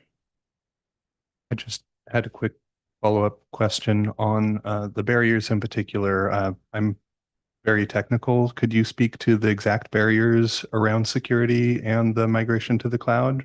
I am not the right person to speak to that. So I think if you have particular questions, I would be happy to take those and get back to you on what that information is. Ben? I can help shed a little bit of light on that. So as a city councilor, and coming from the information technology arena in industry, I've taken a look at some of our IT infrastructure. The silicon, right? It's old. In some cases, it went end of life for support from the vendors some time ago. So that's definitely part of the holdup here, I think. But one of the questions that I had was related. One of the things that I was very pleased to see was the amount or the level of effort that we're putting towards staff to get training. And I think to Councilor Richardson's, line of question, I think is appropriate. I think that's an indication to me that we're putting an investment back into our personnel so that we can bring some of that stuff in-house. So that's good. Something to keep an eye out for that I'd be concerned with is as people get certifications and things like that, which are great. I also know how much, CCMP and CCIE certification, there are companies that will hire CCIEs to sit at a desk and do nothing all day simply because of other financial burden or benefits that come to them in industry. So retention eventually will come up. Hopefully not anytime soon, but it's definitely in the back of my mind. Let's make that investment, but let's be very mindful of yeah, what could come on the back end of that, I think. Thank you for that. Can I follow up on your question?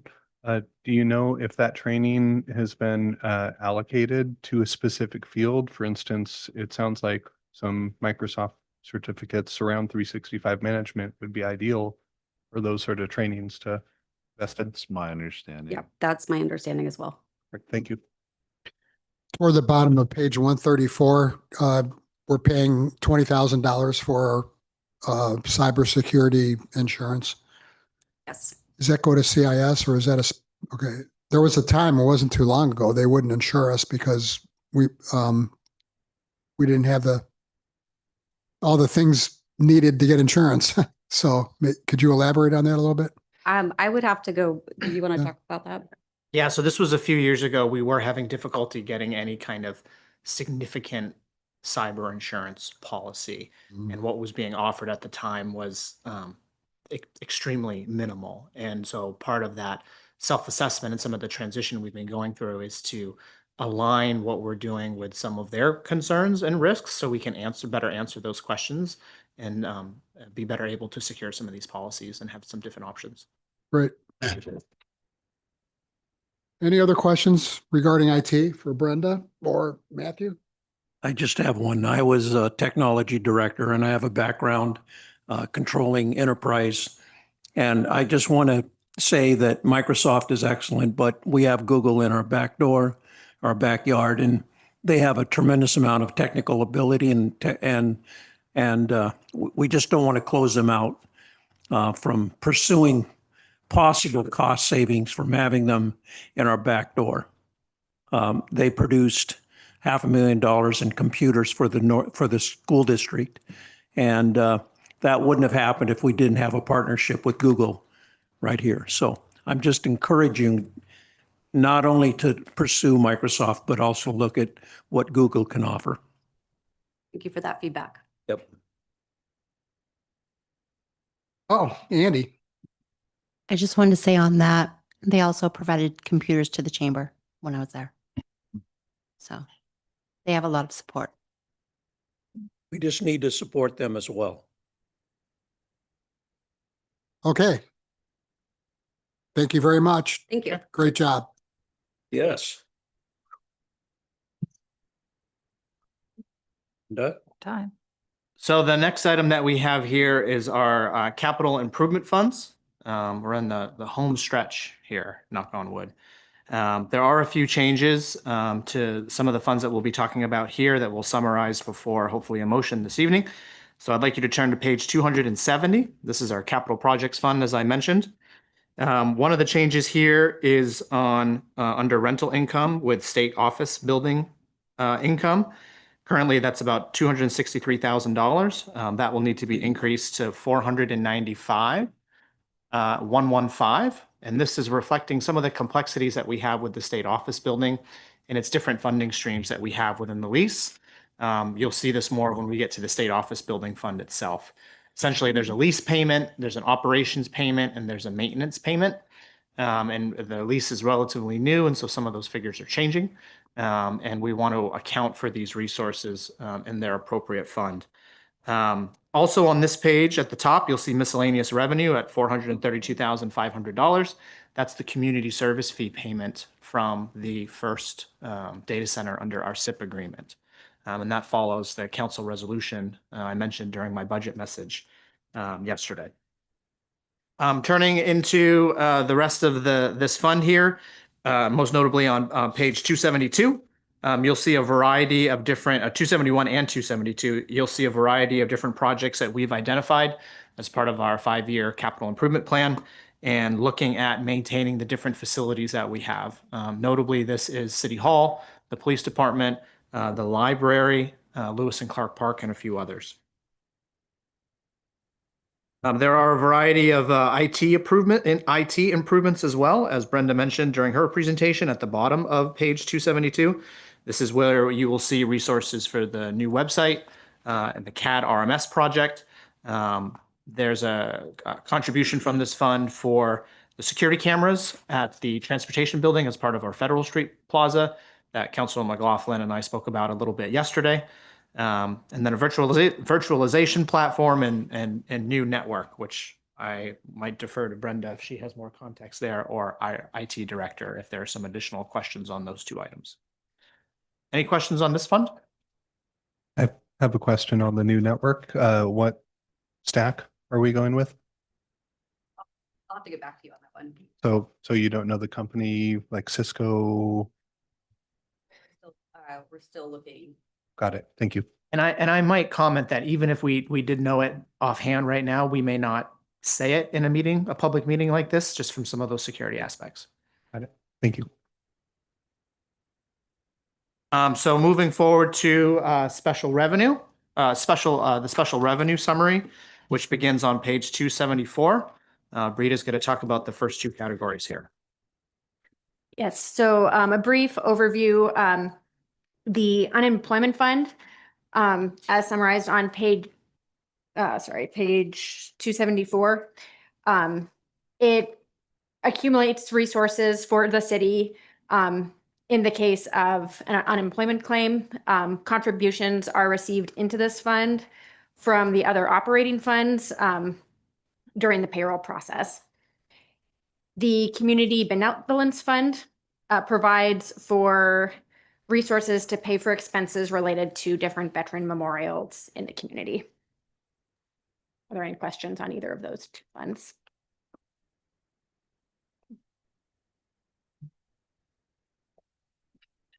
If you'll turn to page 285, this is our special grants fund. This is the fund that allocates some of the various grant revenues that we receive for different special projects. These include the First Street Streetscaping Project, the Federal Street Plaza, the city's brownfield programs for properties that may have some kind of environmental contaminations from petroleum products or lead or asbestos, the Jefferson Street parking lot in partnership with the Urban Renewal Agency, receiving funds from Oregon Parks and Rec Department, funds for a transportation growth management grant, and some private grants that we've received to support the Federal Street Plaza, and deploying some virtual tech options for our Fire Bay conference room and upgrades to the Police Department conference room. And so the detail again begins on page 287, where you'll see the various revenues from each of the different granting sources, as well as transfer from the Urban Renewal Agency. Specifically from Urban Renewal, we have the First Street project. This transfer from Urban Renewal will be combined with remaining funds from the city's bond to complete the First Street project. And the other transfer there is to support development of the Jefferson Street parking lot, which is just to the east of Sawyer's. I'll pause there. I'm seeing some fingers fly. Sorry. I may have missed this when I was flipping through the pages just now, but I want to back up just a second to page 275. Under revenues, other financing sources, this year's budgeted for a little over 2.8 million. That is another Google input. So that'll be part of the Special Enterprise Zone Fund, which is part of this packet presentation. So we haven't gotten there yet, but yes, it is. It is the gap payment. Okay, because one of the notes that I had like going into tonight was it'd be really nice if we could, if it said something other than other financing sources, just so there was a direct correlation to, because we get that question all the time, right? Like, so I believe when you get to the detail on, not to jump ahead, on page 298, it has that notation there. Okay, thanks.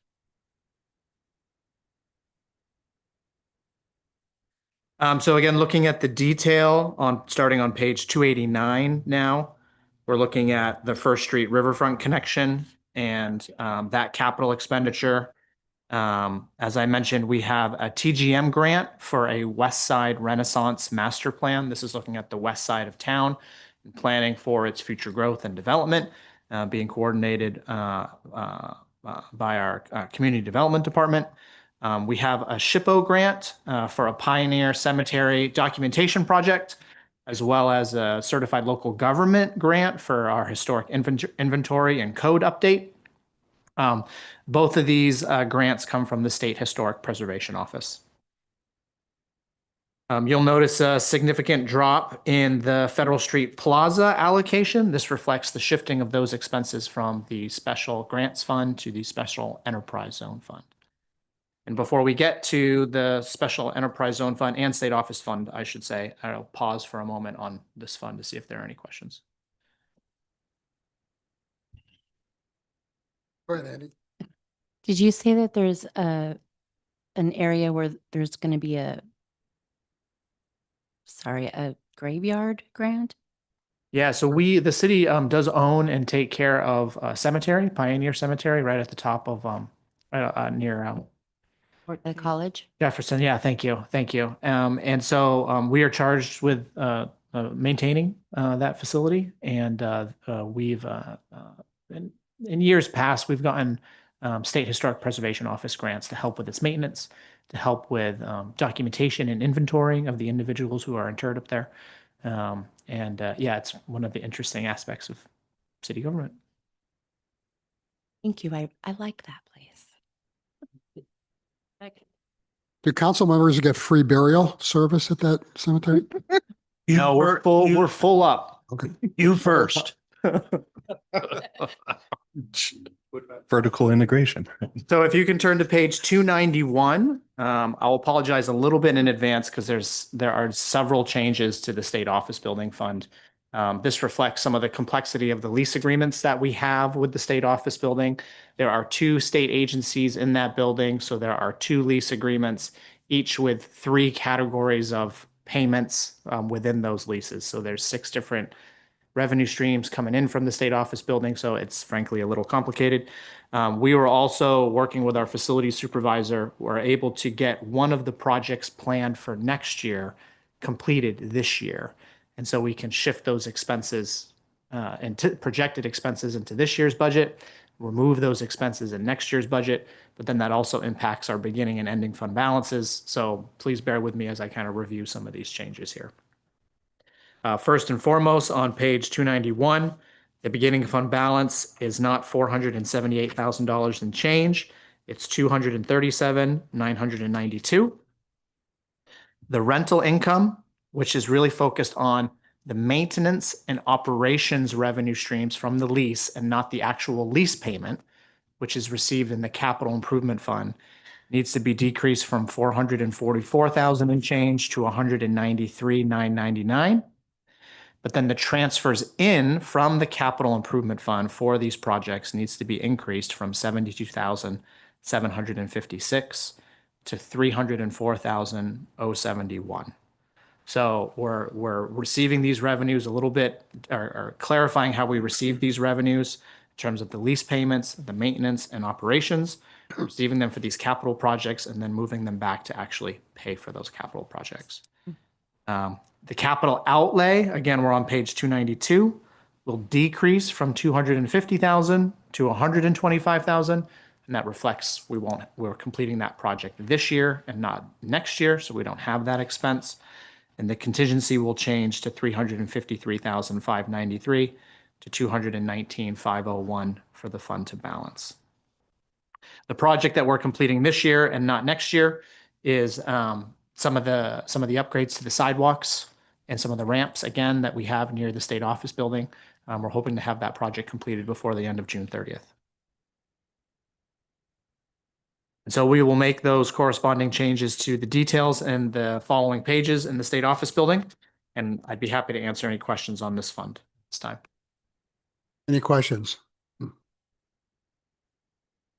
State office building paid off. Do we owe any money on that? There's no debt associated with the state office building. All ours free and clear. This doesn't cost money, it makes money. Yeah, I mean, between that's one of the interesting aspects of the lease itself is that there's a lease payment.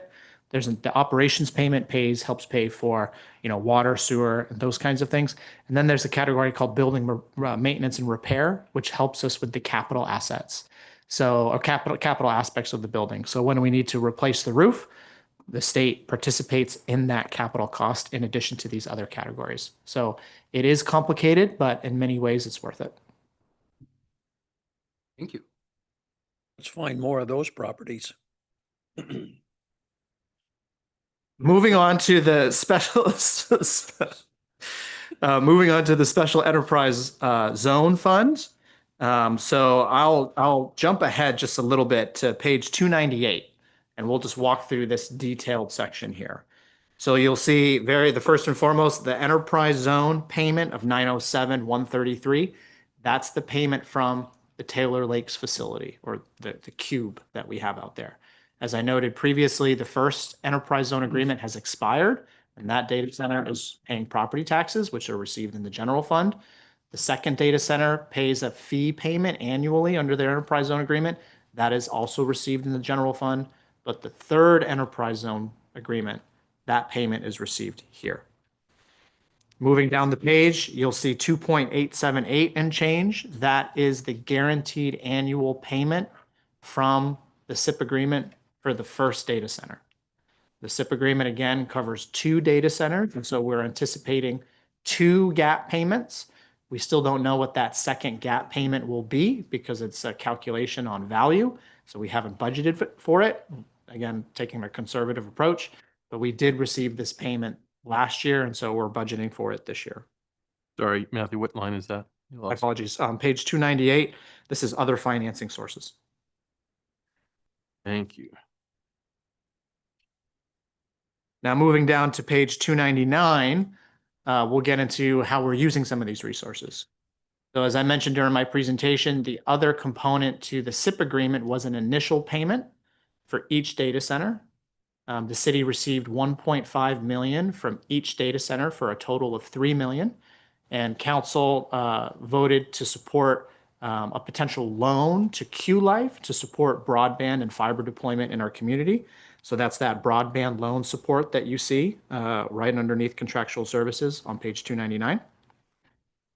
Next is the amount needed to complete the Federal Street Plaza, reflecting that shift again from the general fund and Fund 18 to this fund, along with some of the other pieces that we've talked about, such as the street department funding the ADA ramps, tourism funding the bike rack, the bike hub, and some of those other needs.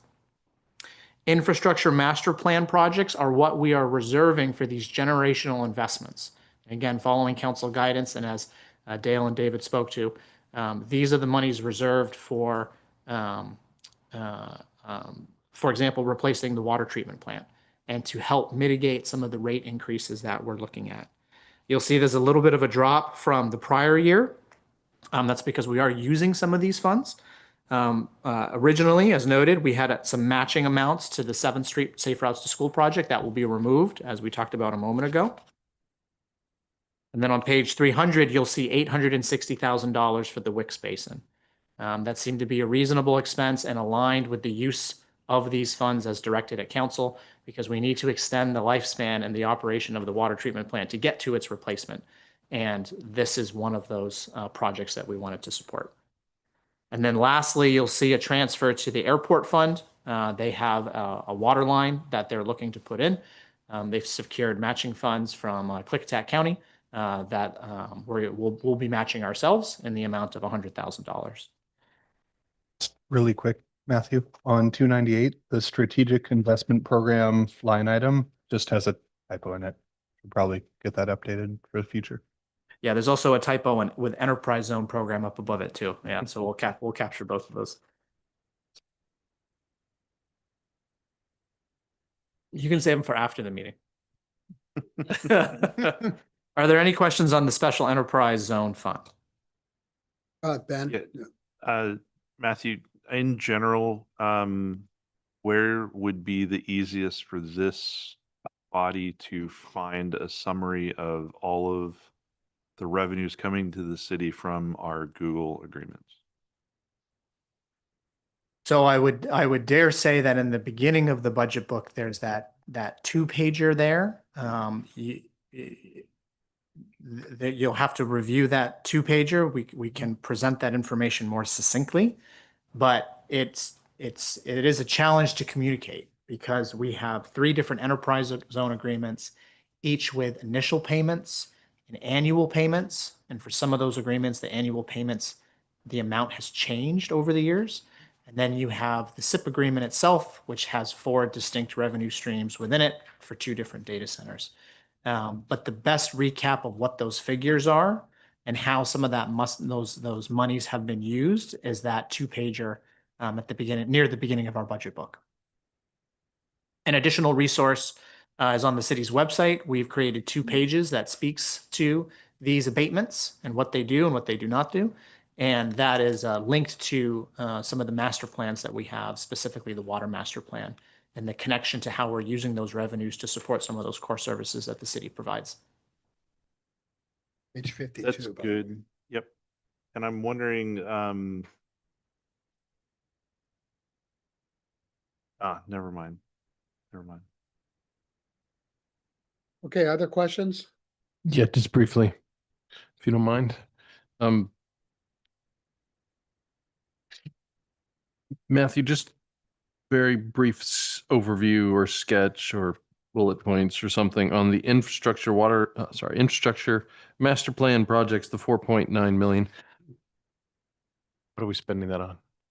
Probably been gone over somewhere previously, but So there's not an intention to spend that money in this coming year, except for the Wicks Basin repair, which is on page 300. Right. So that's been itemized separately. Those monies, frankly, we're building year over year for some of these putting that into generational the reserve investments. fund. Yeah. Spending it by allocating it to the reserve fund. Correct. So we've accounted for the receipts of those revenues and we're allocating that expense, so the fund balances. But those monies are earmarked per the council guidance and that resolution on some of these generational investments. Most notably, with the recent adoption of the water master plan, we've been calling them the big 3, if you will, which is replacing the water treatment plant, replacing the transmission lines from the water treatment plant to town, and raising the height of the Crow Creek Dam.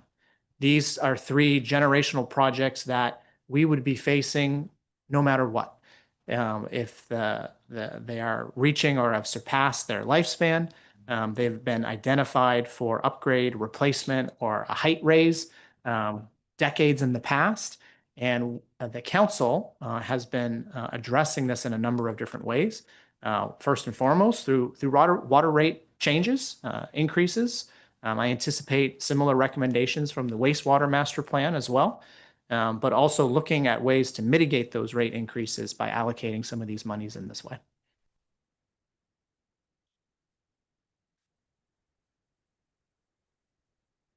And if there aren't any other questions, on page 301, this is a really easy one to do. This is the service continuity fund, as we talked about. There are no expenses in this fund, and it's just the receipt of the 2.75 million transfer that we've talked about and mentioned. We would officially create and establish this fund with via resolution with the council should this move forward. And if there aren't any questions on that fund, I'll turn it over to Brita to finish out the debt service funds. So if you turn to page 303, and you should have received a new page 303 yesterday with a slightly larger breakdown. We get a summary of the debts that the city currently has. So the city currently has 3 bonds outstanding and 5 different loans. The loans are split between Public Works and the airport. And so these debt management funds are where we appropriate the revenue needed to make our payments. To give kind of an overview of what some of these bonds and loans have been used for, the airport bond was used for hangar construction. The 2009 FFCO bond had a variety of uses, including the cruise ship dock and the First Street project. The 2018 utility bond was for improvements at the wastewater treatment plant. And then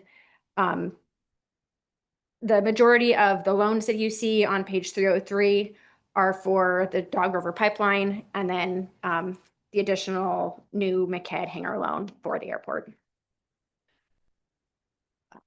Are there any questions on the bonds or debts? Any questions for Brita? Nope.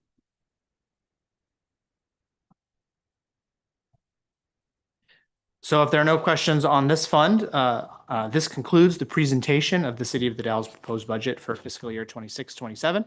We'd be happy to answer any remaining questions or turn it back over to the chair to proceed with public testimony.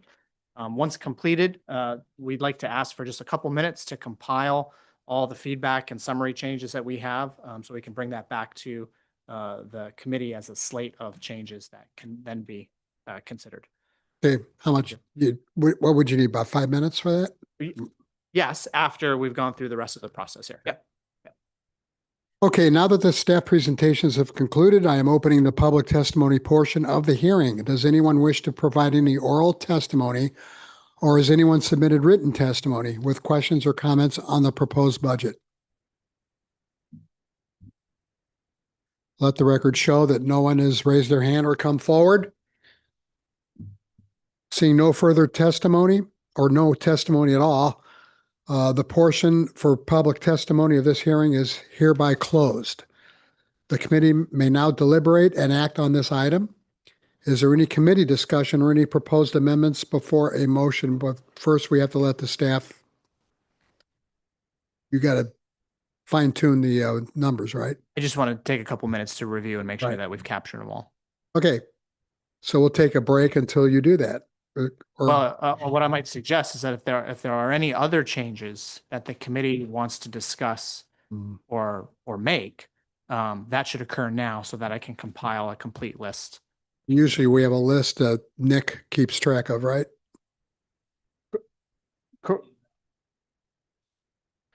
No parking lot. I have a partial list, and we can. Yeah. We've been working on that. Okay. Mr. Chairman, often in years past, much of the discussion, fine tuning the little bits has been around those grants. Yeah. For various social service agencies and such. And under our new system being put together this year, the budget committee won't have to wrangle about that. So hooray. I like it. Oh, me too.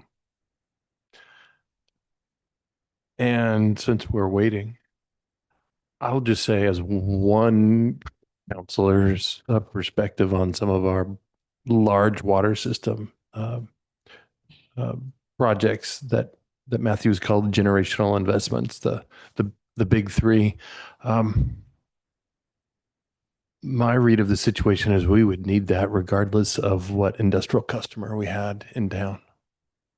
In part because our snowpack is diminishing pretty dramatically as climate change really gets a hold of the Western United States. It's not just our snowpack, it's snowpacks around the West. If you raise average temperatures just a couple of degrees, you lose a huge percentage of your snowpack. And we have. So we're going to need not just new pipes, but as much storage as we can possibly get. So I want to encourage us to be really looking at budgeting, not just for those big three projects that you have identified, but also for the ASR, that is the aquifer storage and recovery. I think we would do well to invest in putting water down into the aquifer in a significant, substantial rate. And I would like to just add, allocating these resources for these investments, the core services of what a city provides, and addressing, deferred maintenance and these infrastructure needs is what a city does. The resources that we're talking about are still insufficient. Even when we increase rates, even when we allocate some of these fee payments, the size and scale of some of these projects is tremendous. And so some of the work that the owner's advisor, as Dale and David spoke to before, is helping us figure out what questions to ask to figure out the answers to debt and financing and how we're going to package and structure those different pieces. The hope is that all this will help and position us well to be able to do these things at the lightest burden that we can on the community that we're trying to serve. But these are large, they're generational, large, expensive projects to do, and they're needed to, really secure that future.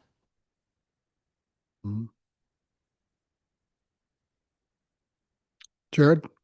Long term, have we tried to project and scale out between all of the SIP money that we will be getting in to, minimize the cost increase on the residents of the Dalles? Have we already gamed that out long term? Yeah, so part of the water master planning effort in projecting what some of the rate increases would need to be took into account some of the projections that we had for these revenues. Like I mentioned previously, we don't have a full-fledged, we don't have all the actuals of what those revenues will be because they still need to be determined based on value and whatnot. I will also say at the time, we were talking about the water master plan. And we have several master plans. We have water, wastewater, storm, and streets.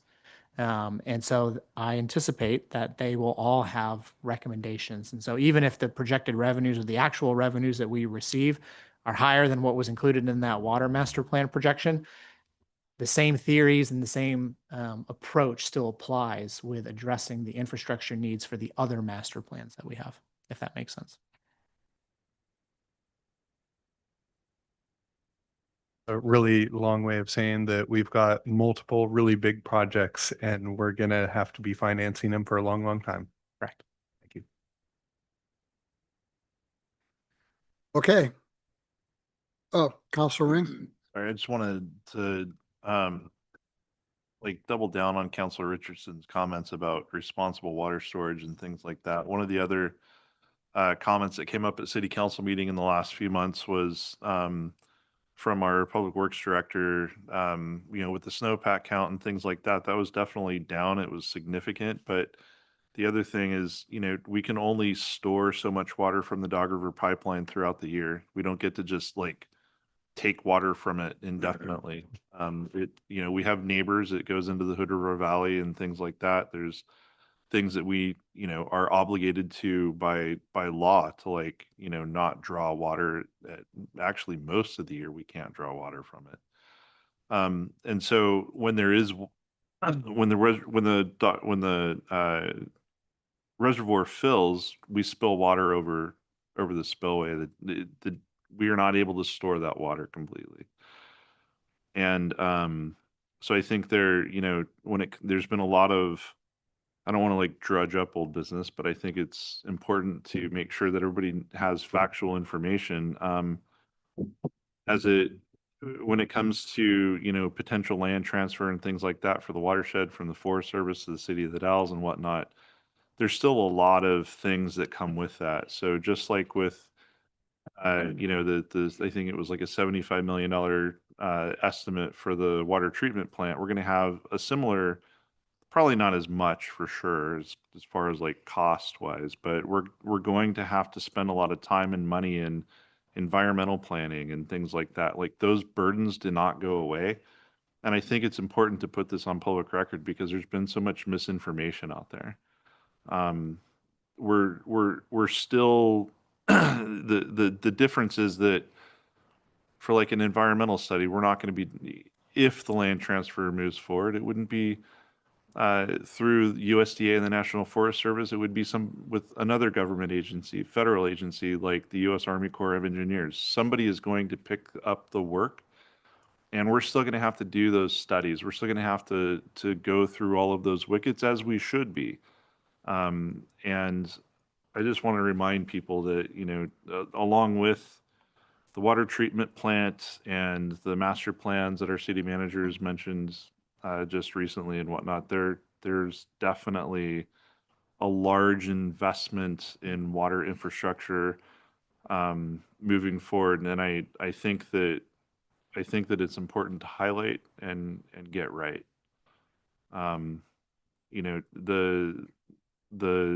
The water piece is controversial. I get that. I've lived on the West Coast my entire life. I don't think I've lived in a community on the West Coast that didn't have issues with water. So yeah, again, just want to get it out on public record, make sure that people have factual, correct information, and yeah, that we're doing the best that we possibly can. We're not perfect, but I always strive for excellence, and I think that we're on our way to that. We just need to stay the course. Thank you. Well put. Counselor McLaughlin? I think tonight shed light on some of the misinformation I picked up that I wasn't aware of, and I followed all of the past material and read all the material. So I did pick up new information tonight, and that's appreciated. I think that's something that needs to be said also when comparing other cities and some of the issues facing other cities around our state. I come back and I understand that, yes, we face certain amount of challenges. However, I've watched, and we're doing it the right way, the way government should work, and representative government. And so I just want to assure people that zoom into this, that we're working hard to take the money that's provided. It's not our money. It's taxpayers' money. And what we did tonight in going through our budget is to ensure that there's some oversight and everything. I can attest that I've looked at all of the line items, and I can tell you that this was a meticulous effort by our city government to put together a functioning budget that will take us forward in the future. And I really do appreciate that. Good job, all of you. Okay. Any other comments, questions? Do we have a list of amendments? Yes. Would you like me to review them? Well, I think we have to, according to my script. Okay. It's lengthy, so bear with me. I'm going to read very slow and deliberate. If you get lost in the numbers, please raise your hand and Well, before you do that, somebody's got to have to make a motion that lists those. Well, so I think what we can do, and what the intention here is, I can read this as the slate of changes. Yeah. And then whoever would like to make the motion, which is included on your agenda, it's moved to amend on the record. And so this statement that I'm going to read very So the slowly and person who makes the deliberately motion doesn't have to read them all. That's the All intent right. here. So we'll have to do it twice. Okay. So before the motion, I want to identify the amendments the Budget Committee has discussed and that will be incorporated into the fiscal year 26-27 proposed budget before it's forwarded to City Council. These changes are intended to keep each affected fund balanced, and we will make conforming updates to all the affected summary pages, detailed budget pages, CIP, interfund transfer schedules, and whatnot needed to accomplish that. I also want to clarify on the budget document item for the record that the fiscal year 24-25 actual column in the ClearGov generated budget book reflects partial year data because of a ClearGov transition and upload issue. So it should not be read as the city's full 24-25 actuals. For the council adoption packet coming up in June, we will work to update this column before council adoption, or provide an addendum using the city's full year, fiscal year 24-25 actuals from our accounting records. And we will then update the final budget book once we're able to make that correction through ClearGov at a future date. So just wanted to summarize that discrepancy here clearly for the record. The second one is the budget book page updates. We have updated the tourism fund to include a detailed budget from our tourism contractor and the debt service overview page, which we handed out at the beginning of the budget meeting yesterday. In the community development department, we'll be increasing personnel services by $40,031 for the temporary community development analyst position, and we will reduce the general fund unappropriated ending fund balance by that same amount to keep the general fund balanced. In the library fund, we'll make the following changes. We will decrease the transfer to the capital projects fund to $225,608. We will increase the special department supplies line item to 222,500. We will increase library books and binding line item to 15,000. We'll increase assets under 5,000 to 84,000. And we will increase contingency to $337,000. These are all changes in the library fund. We will also increase the unappropriated ending fund balance to 1.310249 million. And we will make adjustments in the capital projects fund account, reflecting that reduction in the library transfer into that account and related library capital project appropriation. In the general services department, we will move $15,000 from miscellaneous expenses to the building and grounds line item. This does not change the total general services department budget or the general fund total. In the airport fund, we will add $24,928 to the airport property insurance line item.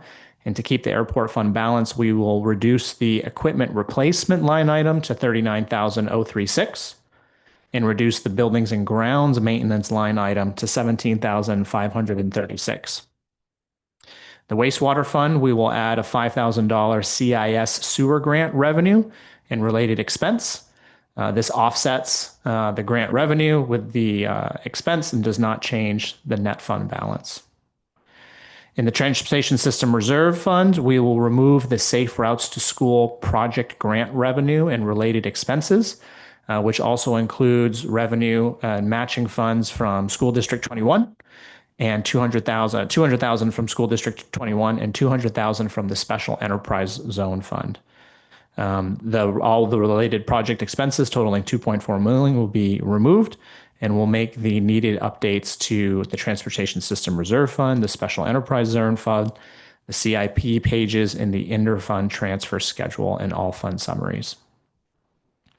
In the Capital Projects Fund, we will increase the state office building related revenue to $495,115 and increase the transfer to the state office building fund to $304,071.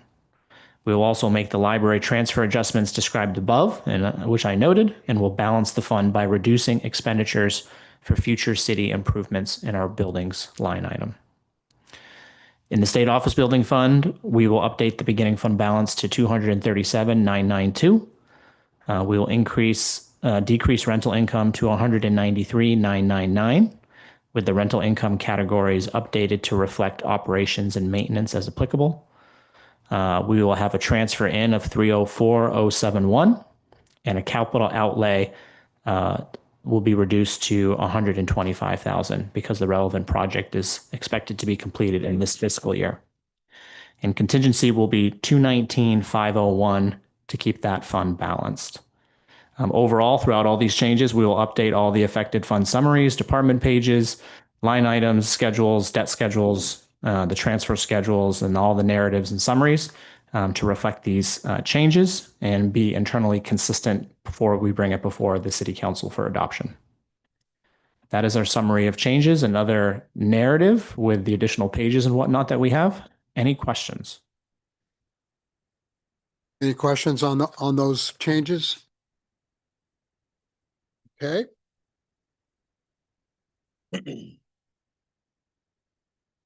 Motion comes next. Correct. On the second page there under D, you'll see proposed motion language. There we have a copy of that. Yes, I do. Want me to read it? If you'd like to make the motion, you might as well. Yeah. Anyone else? I'll go ahead then. I move to approve the City of the Dalles proposed budget for fiscal year 2026, 2027 as amended on the record. Approve the city's permanent property tax rate at 3.0155 per 1,000 of assessed value for later certification to the county assessor, and recommend adoption of the approved budget by the City Council as amended. Well, you already You already got that. I did. I put it by in. the City Okay, Council. good. I second. It's been moved by Councilor McLaughlin and seconded by Member Gosson to approve the city's proposed budget for 26-27 fiscal year and also to approve the city's permanent property tax rate at $3.0155 per $1,000 of assessed value. Is there any more discussion or questions? I have one question for the members of the board. Do you feel that you followed the process and it made sense and that you are comfortable taking a vote on this motion? Yes. I expected you to, Mr. McAuliffe. Yes. Thank you. That's just I'm going to vote against it. just for that. He's going to vote against his own motion. Okay. Thank you. All those in favor, please say aye. Aye. Is there any opposed? The motion carries 10-0. Or no, I guess it'd be 9. What, 3? Yeah, you're not. Everybody's here? Oh, 1, 2, 3, 4. Nine. Oh, no, Rod Rudden's not here, so it'll be 9. 9 with 1 absence. Thank you very much, Chair. I appreciate your service to the community and for the time that you've dedicated both this evening and yesterday. And I also want to thank all of the hardworking staff that we have here who contributed to this process, who presented this evening, and all city staff who work to provide the core services that we have for this community each and every day. Yep. Ditto. Good job, staff. And Brita, this is your first budget. Nice going. And I'd like to also thank Jared and Andy and Allison and Serena and Jan for their service. And you all have another year to go if I have anything to say about it on your terms. And with that, is there any other business to come before this committee? Okay. Meeting adjourned. Thank you all very much.